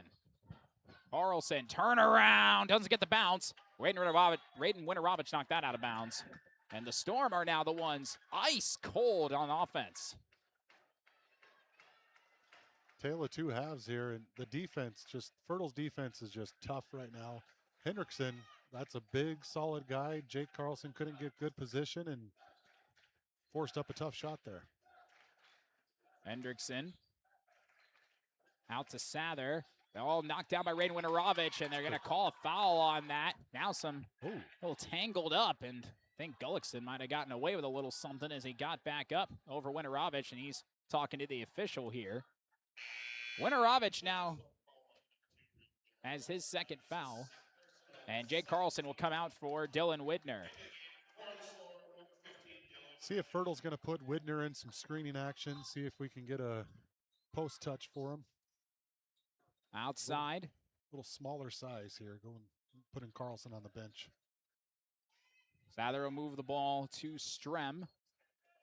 Little rotation defense down low. Nice move by Hendrickson. He missed the shot. Sather then for the rebound, then he lost it. It kicks back out to Sather. Steven Sather inside. Watch out! Right to Caden Paniak. Set that all the way to the bench, and it's saved by Winterovich. Don't drive on Caden Paniak.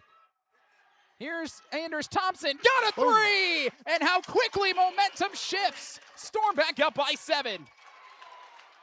Those block shots are massive, and then they just take full advantage of it. Anders Thompson with a dagger 3. 5 blocks for Caden Paniak. Gullickson got that tough shot. Forced that one in over Paniak. Gullickson's got 7. Lead back down to 5. Winterovich moving quickly. Spin move and a push. And I think they might put that on Strem. Yes, they do. He spun around. Briar Strem, his second foul today. And Owen Widner will come in. Anders Thompson, who just hit that 3, will go to the bench. 31-26. 14:06 to go. And inbound to Caden Paniak. Paniak will give the ball to Centerholm.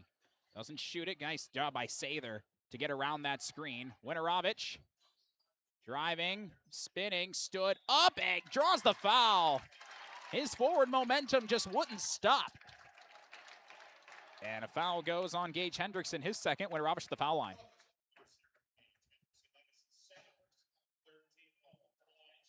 $13:53 to go in a 5-point game. And another missed free throw. Well, I suppose one team can't really be upset that they're missing free throws if the other team is missing them, but you both want to knock them down. It's going to come down to it. I promise you that in these last 3 minutes of the game. Winterovich gets the second one. He's got 7 points, 3 of them from the foul line. Fertile has made 6 free throws. The Storm have made 5. They're both under 50% from the line in this game. 32-26. Storm with the lead. Gullickson wants another 3. Count it! Drew Gullickson up to 10 points. His second 3 of the half. Lead back down to 3. Centerholm wants to answer. Short. Long rebound. Owen Widner stays in bounds. Gets it into Centerholm. Good athletic play by Owen Widner. Paniak to Winterovich. Back to Paniak. He wants Owen Widner. Nice catch. Owen Widner back outside. Shot clock at 5. Winterovich tried to force it up. Jump ball forced by Strem. Ball back to the Falcons. And an opportunity for them to get it down to 1 or tie with a 3. Coach Setterholm's got to think about getting Anders Thompson back in to have that shooting threat out there. Yeah, he's been very careful with his minutes today. Here is Strem. Gullickson's got the hot hand right now. Here's Björk to Sather. Sather to Gullickson. Had it knocked out by Centerholm. Good play from Shea. And he'll slow the pace down. The Storm want to operate a bit slower than the Falcons do. Here's Owen Widner off the screen. Kick out. Dylan Widner for 3. That's wide right. Long rebound for Strem. Gullickson went down to the ground there. 12:30 to go, second half. Briar Strem. Sather trying to get it to Gullickson. And guess who knocked that out? Anybody want to take a guess? Mr. Paniak. Yeah, if you said that, you'd be correct. This guy is lethal. He's everywhere. High energy. Inbound, Gullickson. Strem for the tie. No. Rebound. Oh, heads up. Björk took out Dylan Widner. Playing Twister down there on the high post. And Björk thought he got pushed into him, but they won't call it that way.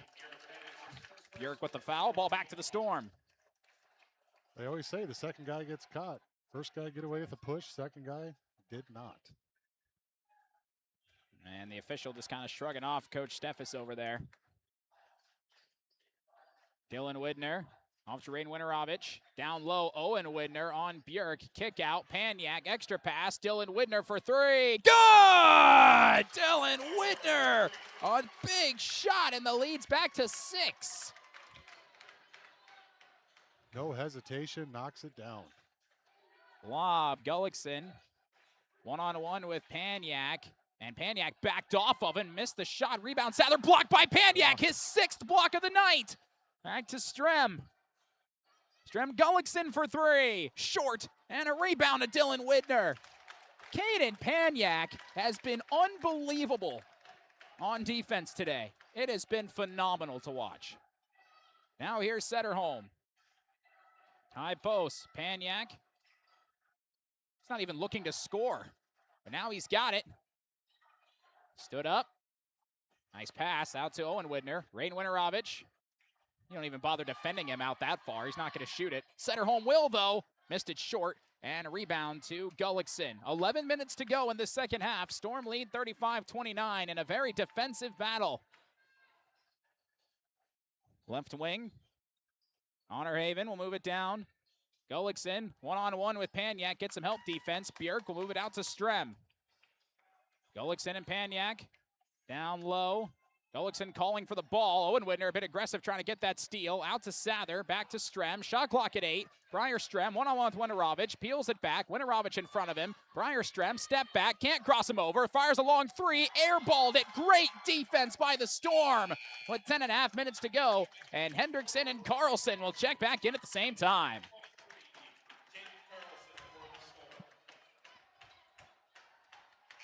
And a late substitution to bring Steven Sather back in. Paniak, much needed rest, but it will not be long. He's not going to be on the bench for long at all. You can tell he's tired, though. He's putting in a ton of effort. 6 blocked shots. Center home to Owen Widner. I'll move it to Rain Winarovich. Down low to Dylan Widner. Turnaround jumper baseline, way too strong. That's not normally his game. And rebound will go the other way for the Falcons. Here comes Strem, has Carlson on him. Lob it, Gullickson, missed the layup, tipped out by Carlson. They're trying to get it inside with Paniak off the bench, but you have to make those shots. Gullickson wishes he has that one back. That's for sure. Carlson will move the ball to Dylan Widner. He's feeling it for right now, shooting. Although he did airball the last one. Jake Carlson, nice pass. Owen Widner in the paint, back to Dylan Widner, bobbled it, gets it back. Settle it down with Shea Setterholm. Setterholm off the screen. Step back 3. Good! Shea Setterholm. He's got 12 points. It's a 9-point Storm lead with under 9.5 minutes to go. Gullickson working quickly on Carlson, who has 3 fouls. Turnaround, and it's good. Gullickson. Good 2, but you're down back to where you started in this half as Paniak getting ready to check back in again, and then Coach Setterholm says no. Now he says yes. He wasn't sure what he wanted to do, and Hendrickson couldn't quite get the steal. 3 players in for the Storm. That's Thompson, Sammy Durand, and Caden Paniak. Now we'll send Raiden Winarovich, Owen Widner, and Jake Carlson to the bench. And there was again a bit of confusion as to who was coming off the floor. If you're just joining us, Stephen-Argyle in the first half got hit with a too many men on the floor technical, which you rarely see. They had 6 players on. Coach Setterholm tried to call a timeout to fix that, but the officials caught it. Here comes Anders Thompson, drives all the way, missed the shot, put back Paniak, no! Rebound by Hendrickson. Under 9 minutes left. Inside, another miss. Everybody falling down. Paniak tried to push it over to Thompson. Here's Gullickson working on Paniak. Little hook. Good! And the foul. Paniak wanted a travel. Doesn't get it. Second chance rebound there. Gullickson's getting tired, though. He's got 14 points. Lead down to 5. He's been out there, I think, the entire half. I haven't seen him go to the bench. He makes the free throw. We've been talking about that all day. He's got 15 points. The rest of the team has 19. And it's 38-34. I don't know if you'll see Gullickson come out. If he wants a break, I think Steffes will call a timeout. Dylan Widner to Anders Thompson. He'll drive baseline. Nice pass. Paniak, that nearly didn't go, but it does. Caden Paniak's got 7 points, his most in any tournament game to this stage. And it's now 40-34. Strem doesn't get the bounce. Fight for the rebound. It's snagged by Shea Setterholm. The Falcons are getting close, but the Storm are making plays when they need to keep this lead. It's not pretty, but neither was the Clearbrook game. It doesn't need to be pretty in the tournament. And a foul on Strem on a block. Only one more foul to give for the Falcons in this half after only committing 3 in the first half. And Coach Steffes is calling a full timeout. 7:58 to go. It's 40-34. The Storm lead the Falcons. We'll take a break and be back right after this on KROX.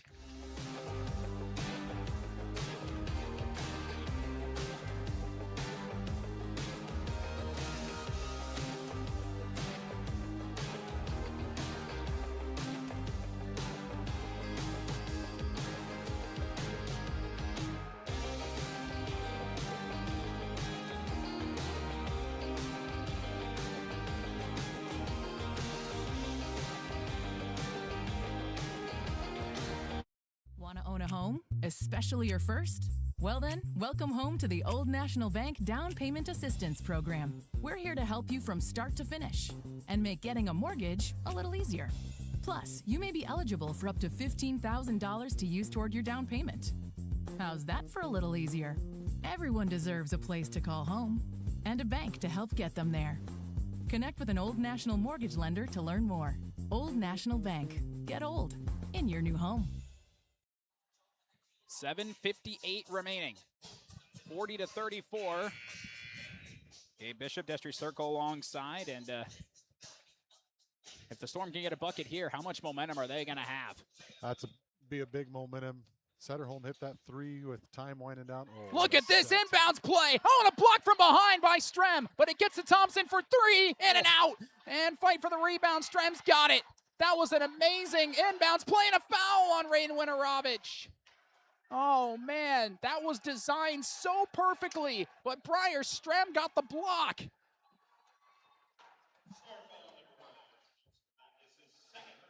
They give the foul to Anders Thompson, his second foul. They get the stop while we were talking about momentum. 7:40 to go. Falcons down by 6. Caleb Sather back out there. Had it knocked out. Oh, and Sather touched it last. Anders Thompson with some good defense. And both teams with some nice defensive plays to start after that full timeout by Coach Steffes. Anders Thompson used those long athletic arms, got a tip. Setterholm, give the ball to Thompson. Gullickson on him. Thompson tried to cross it over. He just dribbled it off his foot, but so did Strem. And Dylan Widner lost it right back. Should be a 20-second shot clock. And Coach Setterholm doesn't really matter. They're going to call a timeout. I think the officials are going to talk that out. It'll be another full timeout. We'll take a break. Be back right after this on KROX. Hi, I'm Dr. Angie Smith, optometrist at the Crookston Eye Clinic and Foston Eye Clinic. We aim to provide high-quality products to our patients, things that we use ourselves in treating our own dry eye or coatings that we like to use on our own glasses. We offer myopia control contact lenses for children, which are soft contacts that not only correct their vision, but are designed to slow the progression of their nearsightedness. The eyes lead the body, and we are passionate about helping the eyes be safer, sharper, and faster.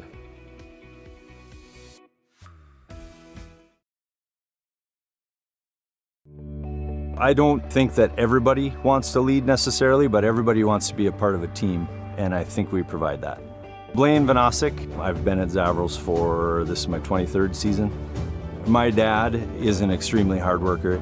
I wanted to be like him. I wanted to work, honest work, and provide for my family like he does, and just live a comfortable life. And I found that here at RJ Zavril & Sons. It feels great. To go in the second half. 40-34. The Storm lead the Falcons. The Falcons have not led all day. Paniak will get it into Setterholm and move it to Dylan Widner.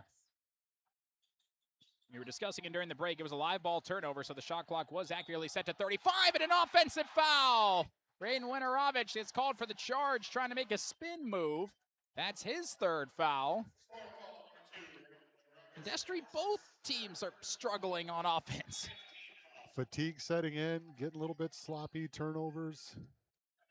2 quick timeouts on both sides. Let's see who can close the game. 7 minutes to go. Second half. Strem out to Sather. Down low, Gullickson kept the ball low and missed the shot, but Hendrickson's there. Oh, he missed it.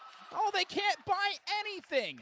Rebound to Paniak. Oh, man, those are 2 golden opportunities. Get enough shots blocked, you start hearing footsteps and miss the easy ones. Dylan Widner in and out on a mid-range. And whenever they're around Paniak, who has 6 blocked shots in this game, that's what, it's in the back of your head every time you're near a ball popped up into the air, and Hendrickson's got it. They'll move it out. Gullickson wants his third three. He's got it! Drew Gullickson with 18 points. Lead back down to 3 again. Do the Storm have another answer? They did last time. Raiden Winterovich out to Setterholm. He'll pull up mid-range jumper. That's an air ball. And the Falcons can tie with a 3. As we approach 6 minutes to go. Gullickson They wanted the backdoor pass, didn't have it. Hand off to Strem. Strem with Winterovich on him. Everybody's kind of bunched up. Now it's back out to Sather.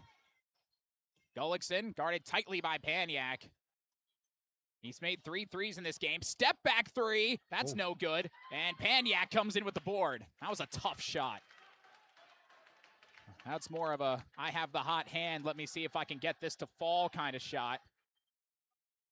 Anders Thompson lost it again. He struggled with that. Strem one-on-one with Paniak.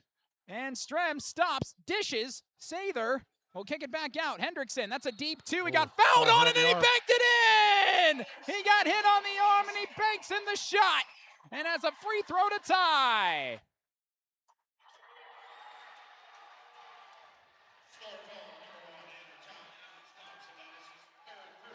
Thompson has 3 fouls now. And 1 chance for Hendrickson. Got it! 40-40 with 5:22 to go. The first tie since 0-0. What a battle. It's going to come down to fatigue, turnovers, and making free throws. Such a low-scoring game. Every single point matters, even feels like even more so. Another turnover. Here comes Sather. Oh, Dylan Widner trying to close in. Missed the shot. Put back good. Falcons lead for the first time tonight. 8 points for Hendrickson. Timeout, Coach Centerholm. 30-second break. We'll take one as well. 8-0 run for the Falcons. Back after this on KROX. Crookston Valley Cooperative in Crookston is your full-service local agronomy dealer, delivering the products and services that you've come to expect. Crookston Valley Cooperative specializes in seed, chemical, and fertilizers that you need to keep your farm operation growing. For expert advice you can rely on, give Sean, Mike, or Matt a call at 281-1178 today or stop by at Crookston Valley Cooperative, located at 1122 Fairfax Avenue in Crookston. Crookston Valley Co-op, here to keep you growing.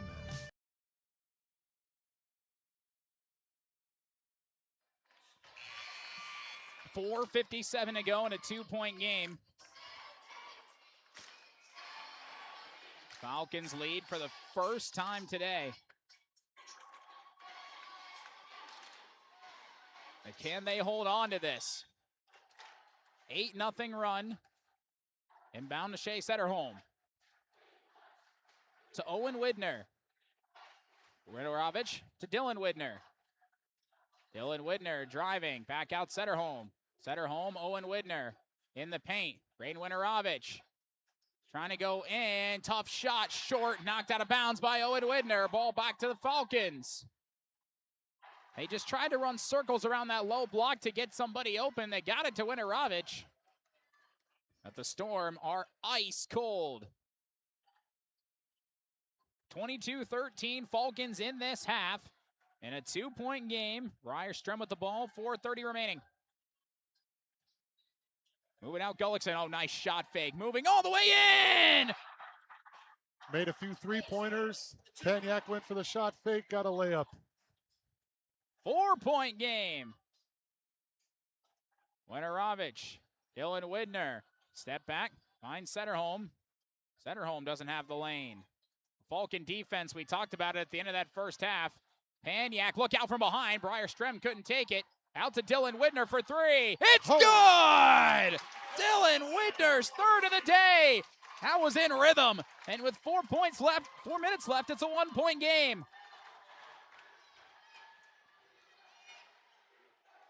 Ryerstrom, crossover, dish, popped up into the air. Hendrickson's got it, missed the shot. Paniak with the board. The Storm can take the lead. Winterovich. Coach Setterholm, who's normally down in a squat, is pacing along the bench. Winterovich, kick out, Owen Widner. Back to Paniak, slowing things down. Dylan Widner driving, lost the ball, got it back. Kick out Owen Widner, back to Winterovich. Left wing Setterholm. Setterholm for 3. It's good! Shea Setterholm gives the Storm the lead with 3:05 remaining.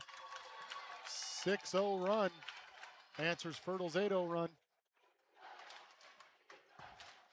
And the Falcons answer. Sather for the lead. It's good! Caleb Sather! Offensive explosion. 47-46. Owen Widner. Ball to Centerholm. High post. Move it to Paniak. Paniak in the paint. Owen Widner. Centerholm. Shot fake. Drive. Down Paniak. Whoa, great pass. Paniak puts it up and in. He's got 9. Storm back in front. 48-47 with 2:22 to go. Briar Strem with the ball. Guarded by Winarovich. He'll move it into the corner. Sather. Now to Sather. Gullickson. He's been great tonight. Strem. They want to get it back to him. They do. One-on-one with Paniak. Double team comes over. Sather guarded by Dylan Widner. It's Strem. Shot clock at 9. Strem over to Hendrickson. Hendrickson forces one. No! Rebound by Paniak. No foul. Thought that was good defense. I agree. I think that's a good no call. Storm up by 1. Jake Carlson is waiting to come back in this game. Centerholm. Owen Widner. Back to Centerholm. He wants a screen. He's not getting it. Paniak. Top of the key, handoff. Rain Winarovich. Back Dylan Widner for 3. No. And a big rebound by Gage Hendrickson. Under 90 seconds to go. Timeout, Coach Steffes. 30-second break. We'll keep it here, Destrian. Man, we've said it multiple times. What a game we have here today. Really good game and really nice adjustment by Stephen-Argyle. They're running a scissors action, getting the ball to Paniak at the free throw. Guys diving off of him. It just makes Fertile have to guard, and they've gotten some open looks off of that, and look to them to continue going to that action as we close out this game. 1:24 to go. I got to be honest, when I was thinking of who was going to win this game, I thought it'd be first to 70 was going to win. Now it's first to 50 is going to win. And the offense that I expected to see today has really come in the last minute or so. Yeah, a little offensive explosion. It was 40-40, and then boom, 48-47. Both teams are making plays. The Falcons had a 4-point lead. The Storm got 2 threes. Took it back. Another 3 for Sather, made it 47-46. And then Paniak, who has 9 points, which again is the most points he scored in a tournament game this year. You think all those block shots and the deterred shots, he's kept Fertile from scoring about another 20 points. That is an understatement. 1:24 remaining. The Storm are out of fouls to give. The Falcons have 1 left, if that tells you anything of where we stand, how even it is. Briar Strem, guarded by Rain Winarovich. He'll move it to Sather. Drive, out to Strem. Strem, runner, way off the backboard, and it's grabbed by Gullickson. That ball did not hit the rim. 1:05 to go. Briar Strem, now guarded by Paniak, moving inside, kick out. Caleb Sather for the lead. No, and a fight for the rebound, and it over the back. Just reaching over is Gage Hendrickson, and that's the final foul to give. With 57 seconds remaining. 1-point game, and like I said, it's going to come down to free throws. And really, it's 1-and-1s. Both teams are going to have 3 of those unless there's shooting fouls. Rain Winarovich inside. Jake Carlson. Move it over. Caden Paniak. Thompson has been on the bench a lot today, and Coach Setterholm is going to call another timeout. That's something I wanted to point out with 39.3 seconds left. The Storm's best scorer in these first few tournament games has 5 points, and he's been on the bench consistently, but these other guys are really stepping up. Other guys have stepped up, and we'll see what Coach Setterholm draws up here. Got to imagine they go back to Paniak at the free throw line and throw guys off of him and let him make a decision. A lot of ways you can go. If you're Fertile, you have 18 seconds to play defense. No three-pointers, and finish with a rebound. Do not give them a second chance. And then the ball, the game becomes your opportunity to win. If they You get gotta an stop. offensive rebound, do you foul? Have to. All, Especially the way the teams are shooting free throws. all of these intentional fouls, as I'd refer to them as, will result in 1-and-1s, as both teams have 16 fouls in this half. So there'll be 3 1-and-1s on each side, again, unless we have a shooting foul.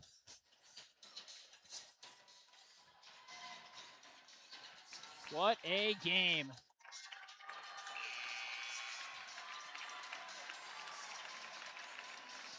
Both fan bases have been loud, but I tell you what, these Storm fans have come in spades. I think we've got more of them here today. 18 on the shot clock and the biggest possession in the game for both sides. Inbound to Shea Setterholm. Setterholm to Rain Winterovich on the left wing. Over to Caden Panyak. Panyak to Setterholm. Down low, Winterovich. Winterovich surrounded. Still surrounded. Puts one up. Foul. Good! Big fist pump from Coach Setterholm. And one opportunity with 28 seconds to go. What an incredible set.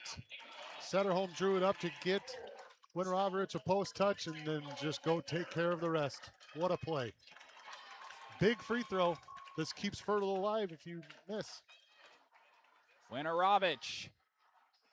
No, and a rebound to Gullickson. A 3 to tie. Does Coach Steffes want to call a timeout here? So far, no. I don't know if he has one left. 18 seconds.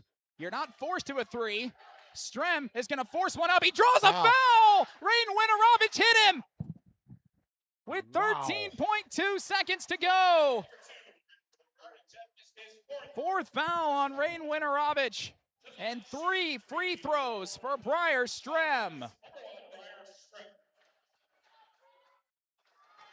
At the line, first one, good.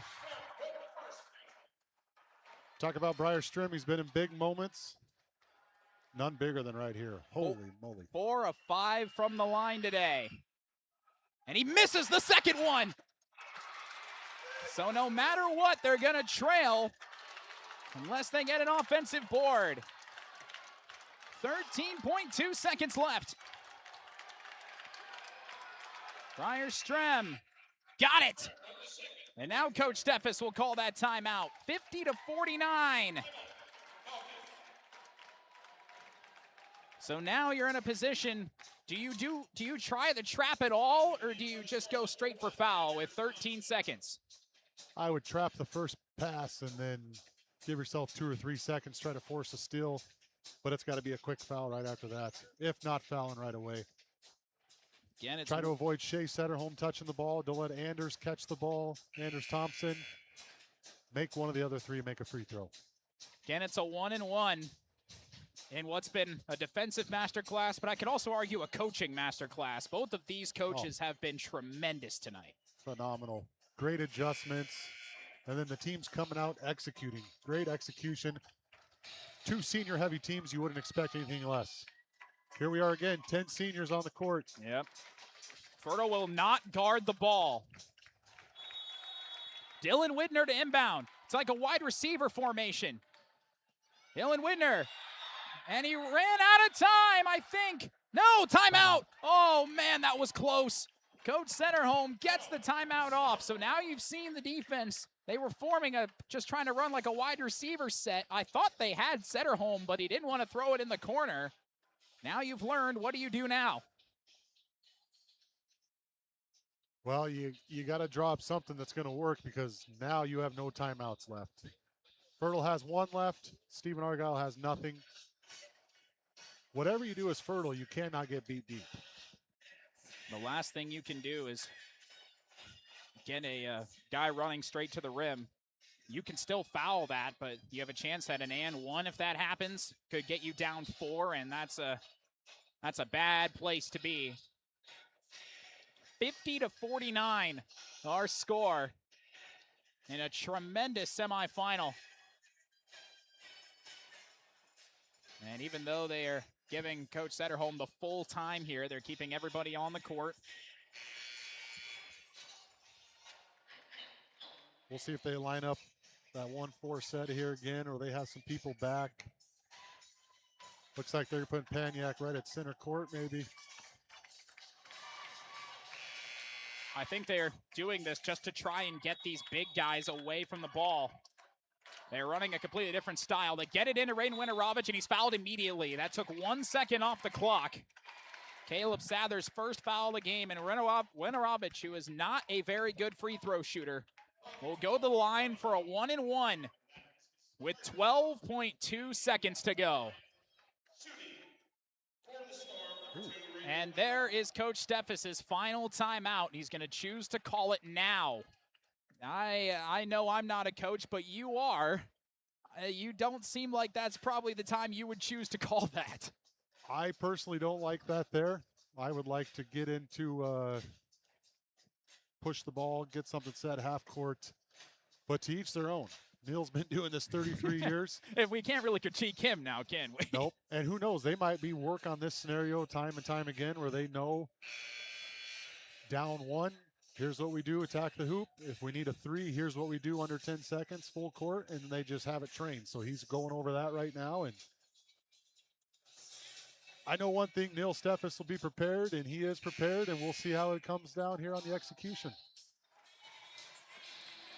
Most importantly, though, Fertile has got to secure a rebound here. Even more important than that, Winterovich can make this free throw. Yeah. Winterovich, got it! Nothing but net! 2-point game. That is incredible. Making them when it matters. Composure. But he missed the second. Fight for the rebound. It's saved by the Storm. They get it out to Centerholm, and he's fouled with 8 seconds. What a play by Owen Widner. He beat Gage Hendricks into the ball. Another 1-and-1, this time for Centerholm. You can't allow that. This is still a 1-and-1. Centerholm, short. Ball tipped up into the air again, and it's knocked out of bounds. Last touch by the Falcons. Gage Hendrickson touched it last with 5.2 seconds left. He went diving for it. And now another inbounds play. Into Centerholm. He swarmed and fouled with 4.2 seconds. And this one's for 2, I think. Be 2 shots. It is. That's the 10th team foul. So 2 shots. He could get this to 4 and put this game on ice. First free throw. It's good! 3-point game. Make this, you can just walk towards your bench. Game's over. Shea Centerholm with 16. Second free throw. He got it! Coach Centerholm telling everybody to back up and keep their hands off. It's snagged by Sather. Got it over, and they're going to just fire up a 3. They don't even get it off in time. The Storm win! And the 1 seed is knocked off. What a game. Fantastic stuff. The Storm will look to dethrone the Rebels on Friday night.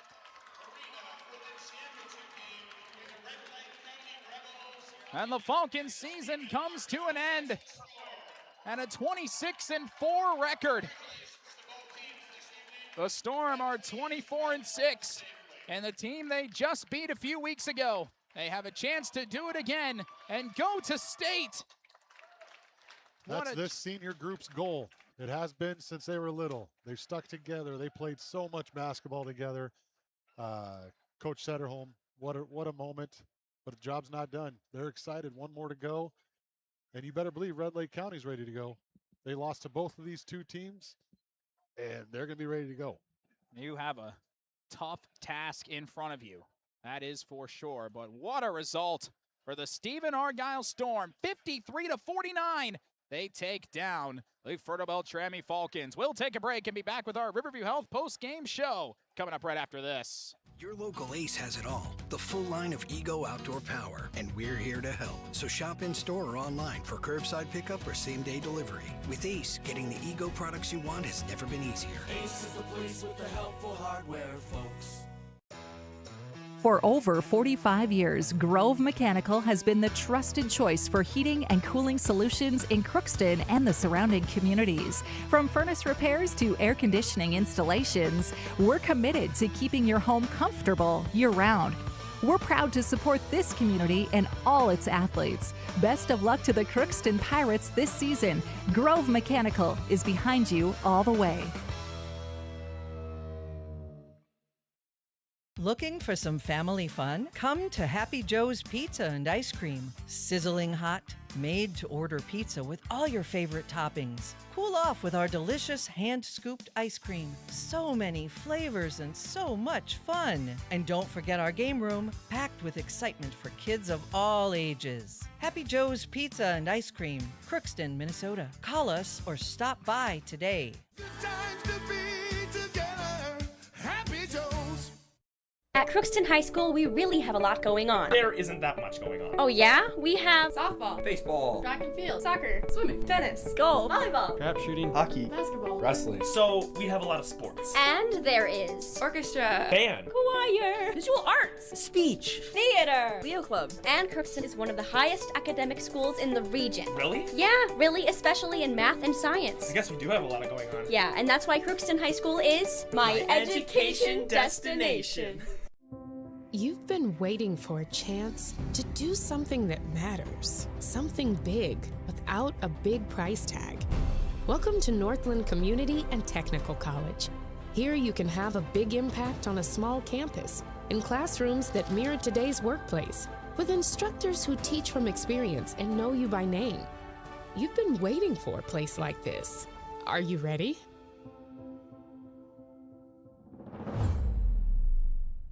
Your local Ace has it all, the full line of Ego outdoor power, and we're here to help. So shop in-store or online for curbside pickup or same-day delivery. With Ace, getting the Ego products you want has never been easier. Ace is the place with the helpful hardware, folks. This is Lindsay Erdman, Executive Director at Benedictine Living Community of Crookston. It is our privilege to serve the Crookston community and the surrounding area by offering a continuum of care ranging from assisted living, skilled nursing care, memory care, short-term stay and rehab, and outpatient therapy, including physical, occupational, and speech therapy. We also offer many employment opportunities with great benefits, on-site daycare, and a scholarship program. Contact us today at 218-281. Ralph Engelstad Arena in Thief River Falls, 53-49. The Storm with a huge win. Check. I've got you down there.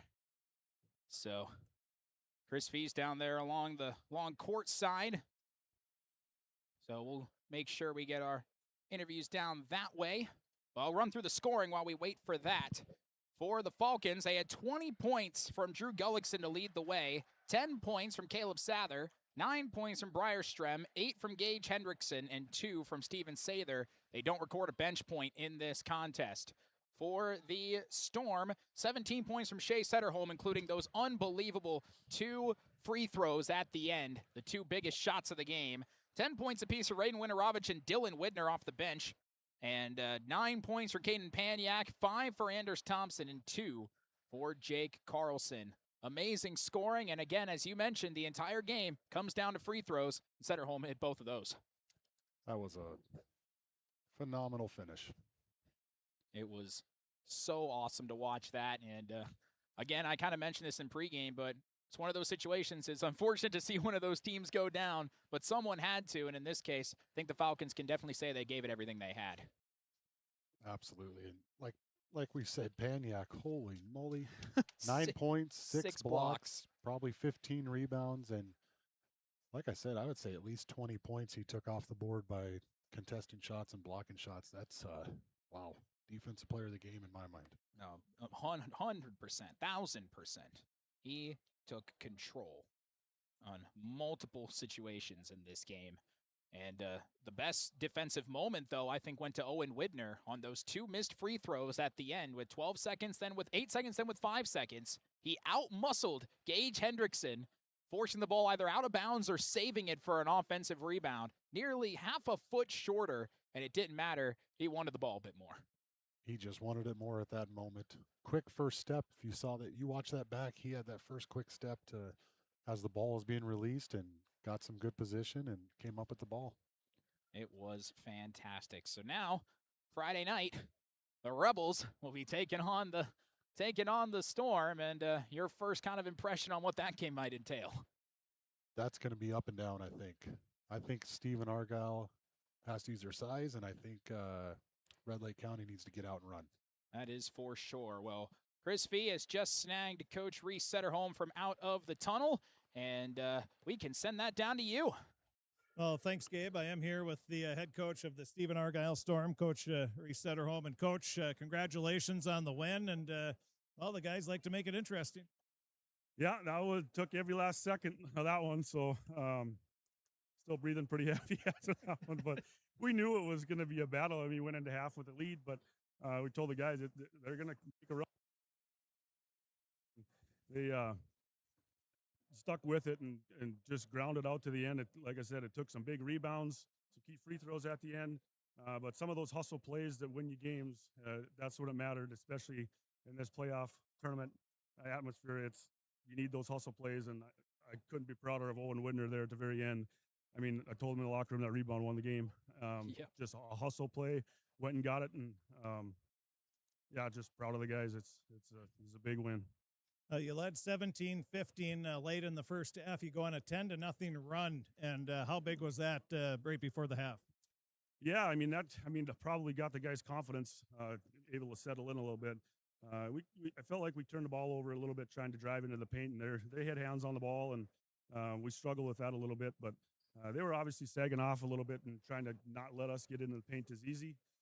But we tried to get in some post-up moves with Raiden in there, and we got a few early in the game, and then they kind of changed a few things on us. But ultimately, in the very end, we went right back to him, and Raiden finished that, got that on one, which was huge too. And he's a tough kid, and we're going to keep going after or going with him. And but everybody stepped up.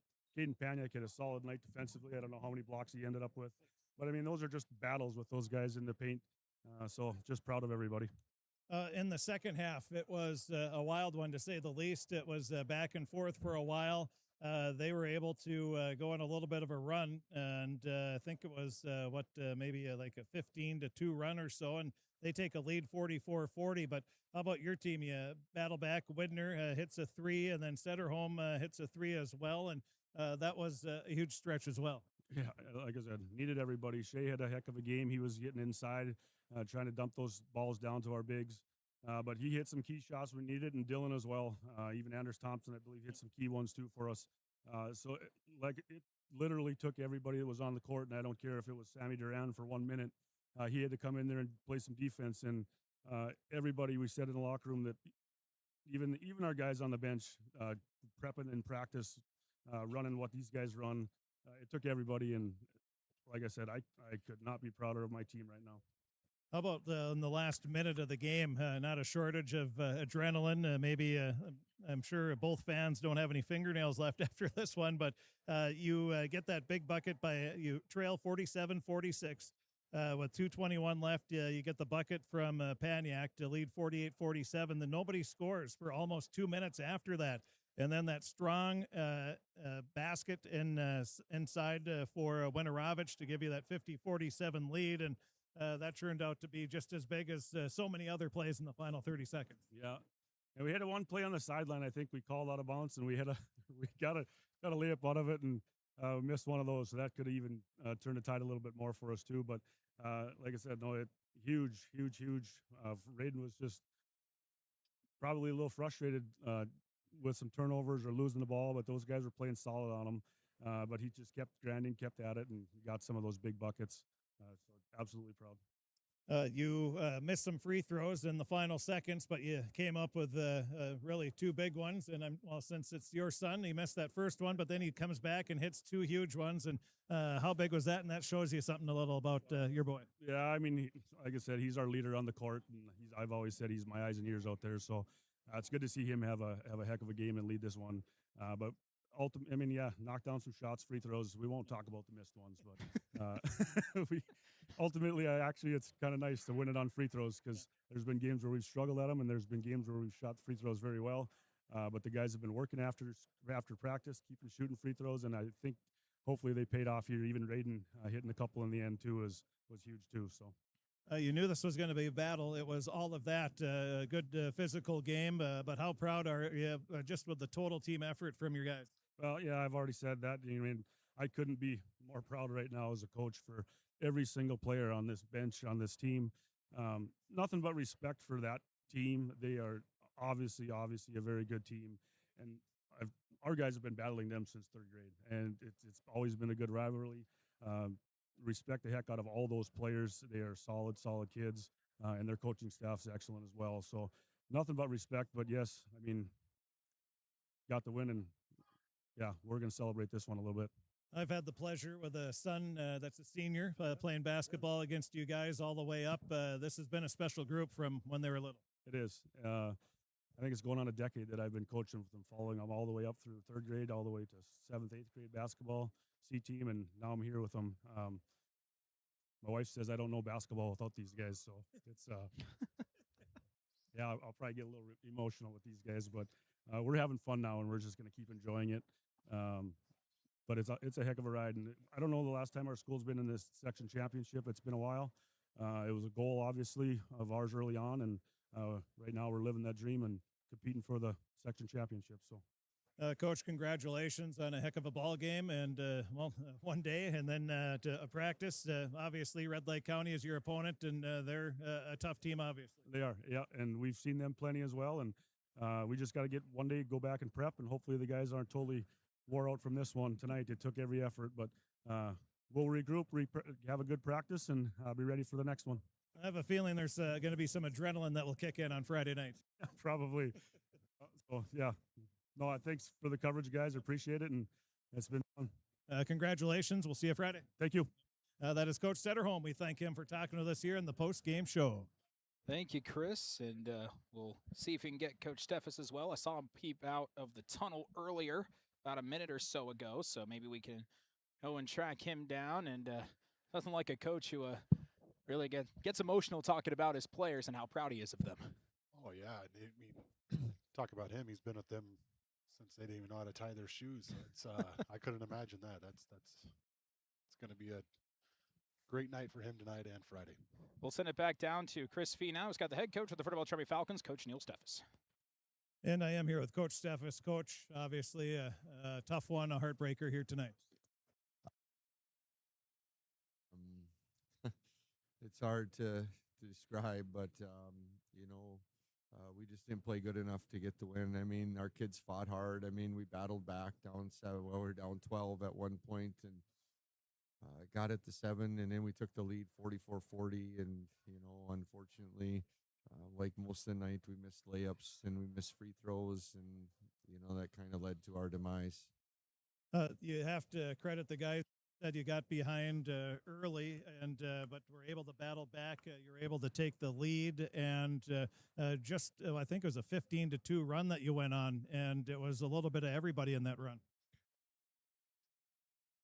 Really well. We got some steals, got some easy ones, and like I said, it was a little bit of everybody. And you know, like I said, and you know, unfortunately, we didn't recognize a couple things. We let Sederholm get a 3, and we let Widner get a 3, and they're the only ones who had making shots all night long. And I don't know why we chose to play off of them at that point, but we did. And you know, had we been able to get stops there, and you know, maybe get the lead to 6 or 8, you know, then you know, we would have been able to maybe get the win. But you know, like I said, we just, you know, I don't know, we weren't very good from the free throw line. And you know, even that stretch we got at 4, I think there were 2-3 times we had layups that after we got stops and we missed them. And you know, had we made those, it might be a different story, but we didn't. And so you get the loss. Even in the final seconds, it was you had your opportunities, that's for sure. Yeah, you know, we were fortunate enough that they fouled us on a 3. Unfortunately, Breyer missed one of the 3, and we even, you know, they missed their free throws, but we didn't secure the rebounds twice. We maybe get a final shot, but you know, you got to grab the ball and you got to secure the rebound, and we didn't. And you know, unfortunately, you know, we got a foul, and then finally they made 2 free throws, and we're down 4, and then there's not much you can do with 4 seconds left. What can you say about your team's effort? You're without one of your starters here with the injury, Preston Hansen, and you still are just, a bucket away from going to the section championship. I think most people kind of wrote us off when he got hurt, and all year long these guys have battled and played hard to the point where we got the number 1 seed, and even tonight, they battled and battled when things weren't going good, and they came back, and it's really unfortunate because this group of seniors, they're so good, and it's hard to have them lose like this and go out, and I can't say enough about these guys. They've been just a pleasure to coach, and they do things the right way, and they're so coachable. They listen, and it's really unfortunate for us tonight. Coach, congratulations on another great season, and what an effort by your guys tonight. You knew it was going to be a battle, and it was all of that, wasn't it? Yeah, it was. Give them credit. They played hard too, and they just got a little better of us, and unfortunately, that happens sometimes. Coach, again, thanks for talking with us, and hopefully it'll be a good off season for the Falcons. All right, thanks. Back to you guys. Chris, thank you very much. We appreciate you and talking with both of those coaches. Of course, one more later than the other for obvious reasons. Before we wrap things up, we'll take one last look at our Draft Sports Bar and Grill scoreboard update here of other area games that we can tell you about. We can tell you on the boys' side, of course, first game you heard here, 73-39. The Red Lake County Rebels took down the Northern Freeze. They will play the Stephen-Argyle Storm, who beat the Fertile-Beltrami Falcons 53-49. And a very, very fun defensive game in that one. A couple area games we could tell you about. Currently in the final minute between Pelican Rapids and Park Christian. Pelican Rapids has a 1-point lead, and that's not changing yet. We've been following this game to see who goes on to the Section 6 final to take on Henning, who beat Breckenridge 80-57 today.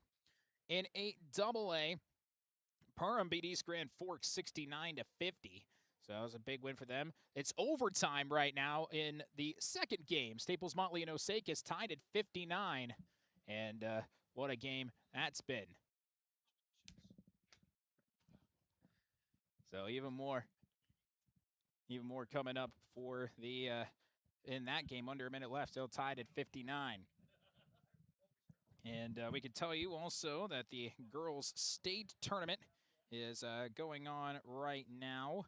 And let's see what we've got here. And, of course, in AA, Perham, they lead Rochester 60-59. 4 minutes left in that. If they win, they would take on Providence Academy. So that's a scary sight, but that gives you an opportunity to at least get third place, even if you lose to that. And the Perham Yellow Jackets, who are trying to go in the boys' side for a section championship on Friday night, now they have an opportunity to send both their teams to state. Maybe they can get a state win out of the girls' side, because that team is pretty darn good. I'll tell you that. And so are the Perham boys. They knocked the Pirates out of the playoffs, nearly put up 100 with 14 threes. They can shoot the lights out when they are on. We will be back here in 48 hours' time as the section championship will take place at 7 o'clock tonight here at the Ralph Engelstad Arena in Thief River Falls between the Red Lake County Rebels looking to defend their section title and go back to state for the second consecutive year, taking on the Stephen-Argyle Storm. You heard Coach Setterholm say he doesn't know the last time this school has been in the section championship, let alone considered state. And now they're just one game away. And to you, Al, any final thoughts? Well, I believe they were in 2016 or 17 against one of those Red Lake teams. Coach Lebarski had them boys playing well. Tough loss that night. But they're back. Stephen-Argyle's ready to go. Red Lake County's ready to go. That game is going to be electric. My final thought is just hats off to Northern Freeze and Fertile-Beltrami, representing Section 8A West to the fullest. Incredible seasons. It's always competitive. It's always fun. And I know it stings tonight, but you guys will both those programs will look back and be really thankful for the leadership their seniors gave them, the seasons they've had, and and time marches on. Get back and do it again next year, and looking forward to Friday. Friday is going to be a blast. We'll be here both KROX Radio and KROX TV. You better want to tune in for that. Just telling you right now. You are, if you can't, we highly encourage you to come to the Ralph Engelstad Arena first and foremost. We want you to be a part of that electric atmosphere. But if you can't make it, we have got you covered on multiple fronts for that big game. That should wrap it up from us, from Destry Sturkle, who did color commentary for both of us. He did a fantastic job. For Chris Fee doing Game 1 and sideline reporting and the story for Game 2. For Blake Fee, our camera and ad masterman throughout the course of the day, I'm Gabe Bishop signing off. Hope everybody has a fantastic rest of your Wednesday. Keep in mind, tomorrow there's a winter storm watch out, so please be careful. It's in the evening hours. So thankfully we're not playing on Thursday night. I think that actually would have caused some problems. But Friday night, it should be a good day, and we'll be back here at the Ralph in 48 hours time. Thank you very much for tuning in. Thank you to all our sponsors from both sides. Without you, we'd be unable to do what we do.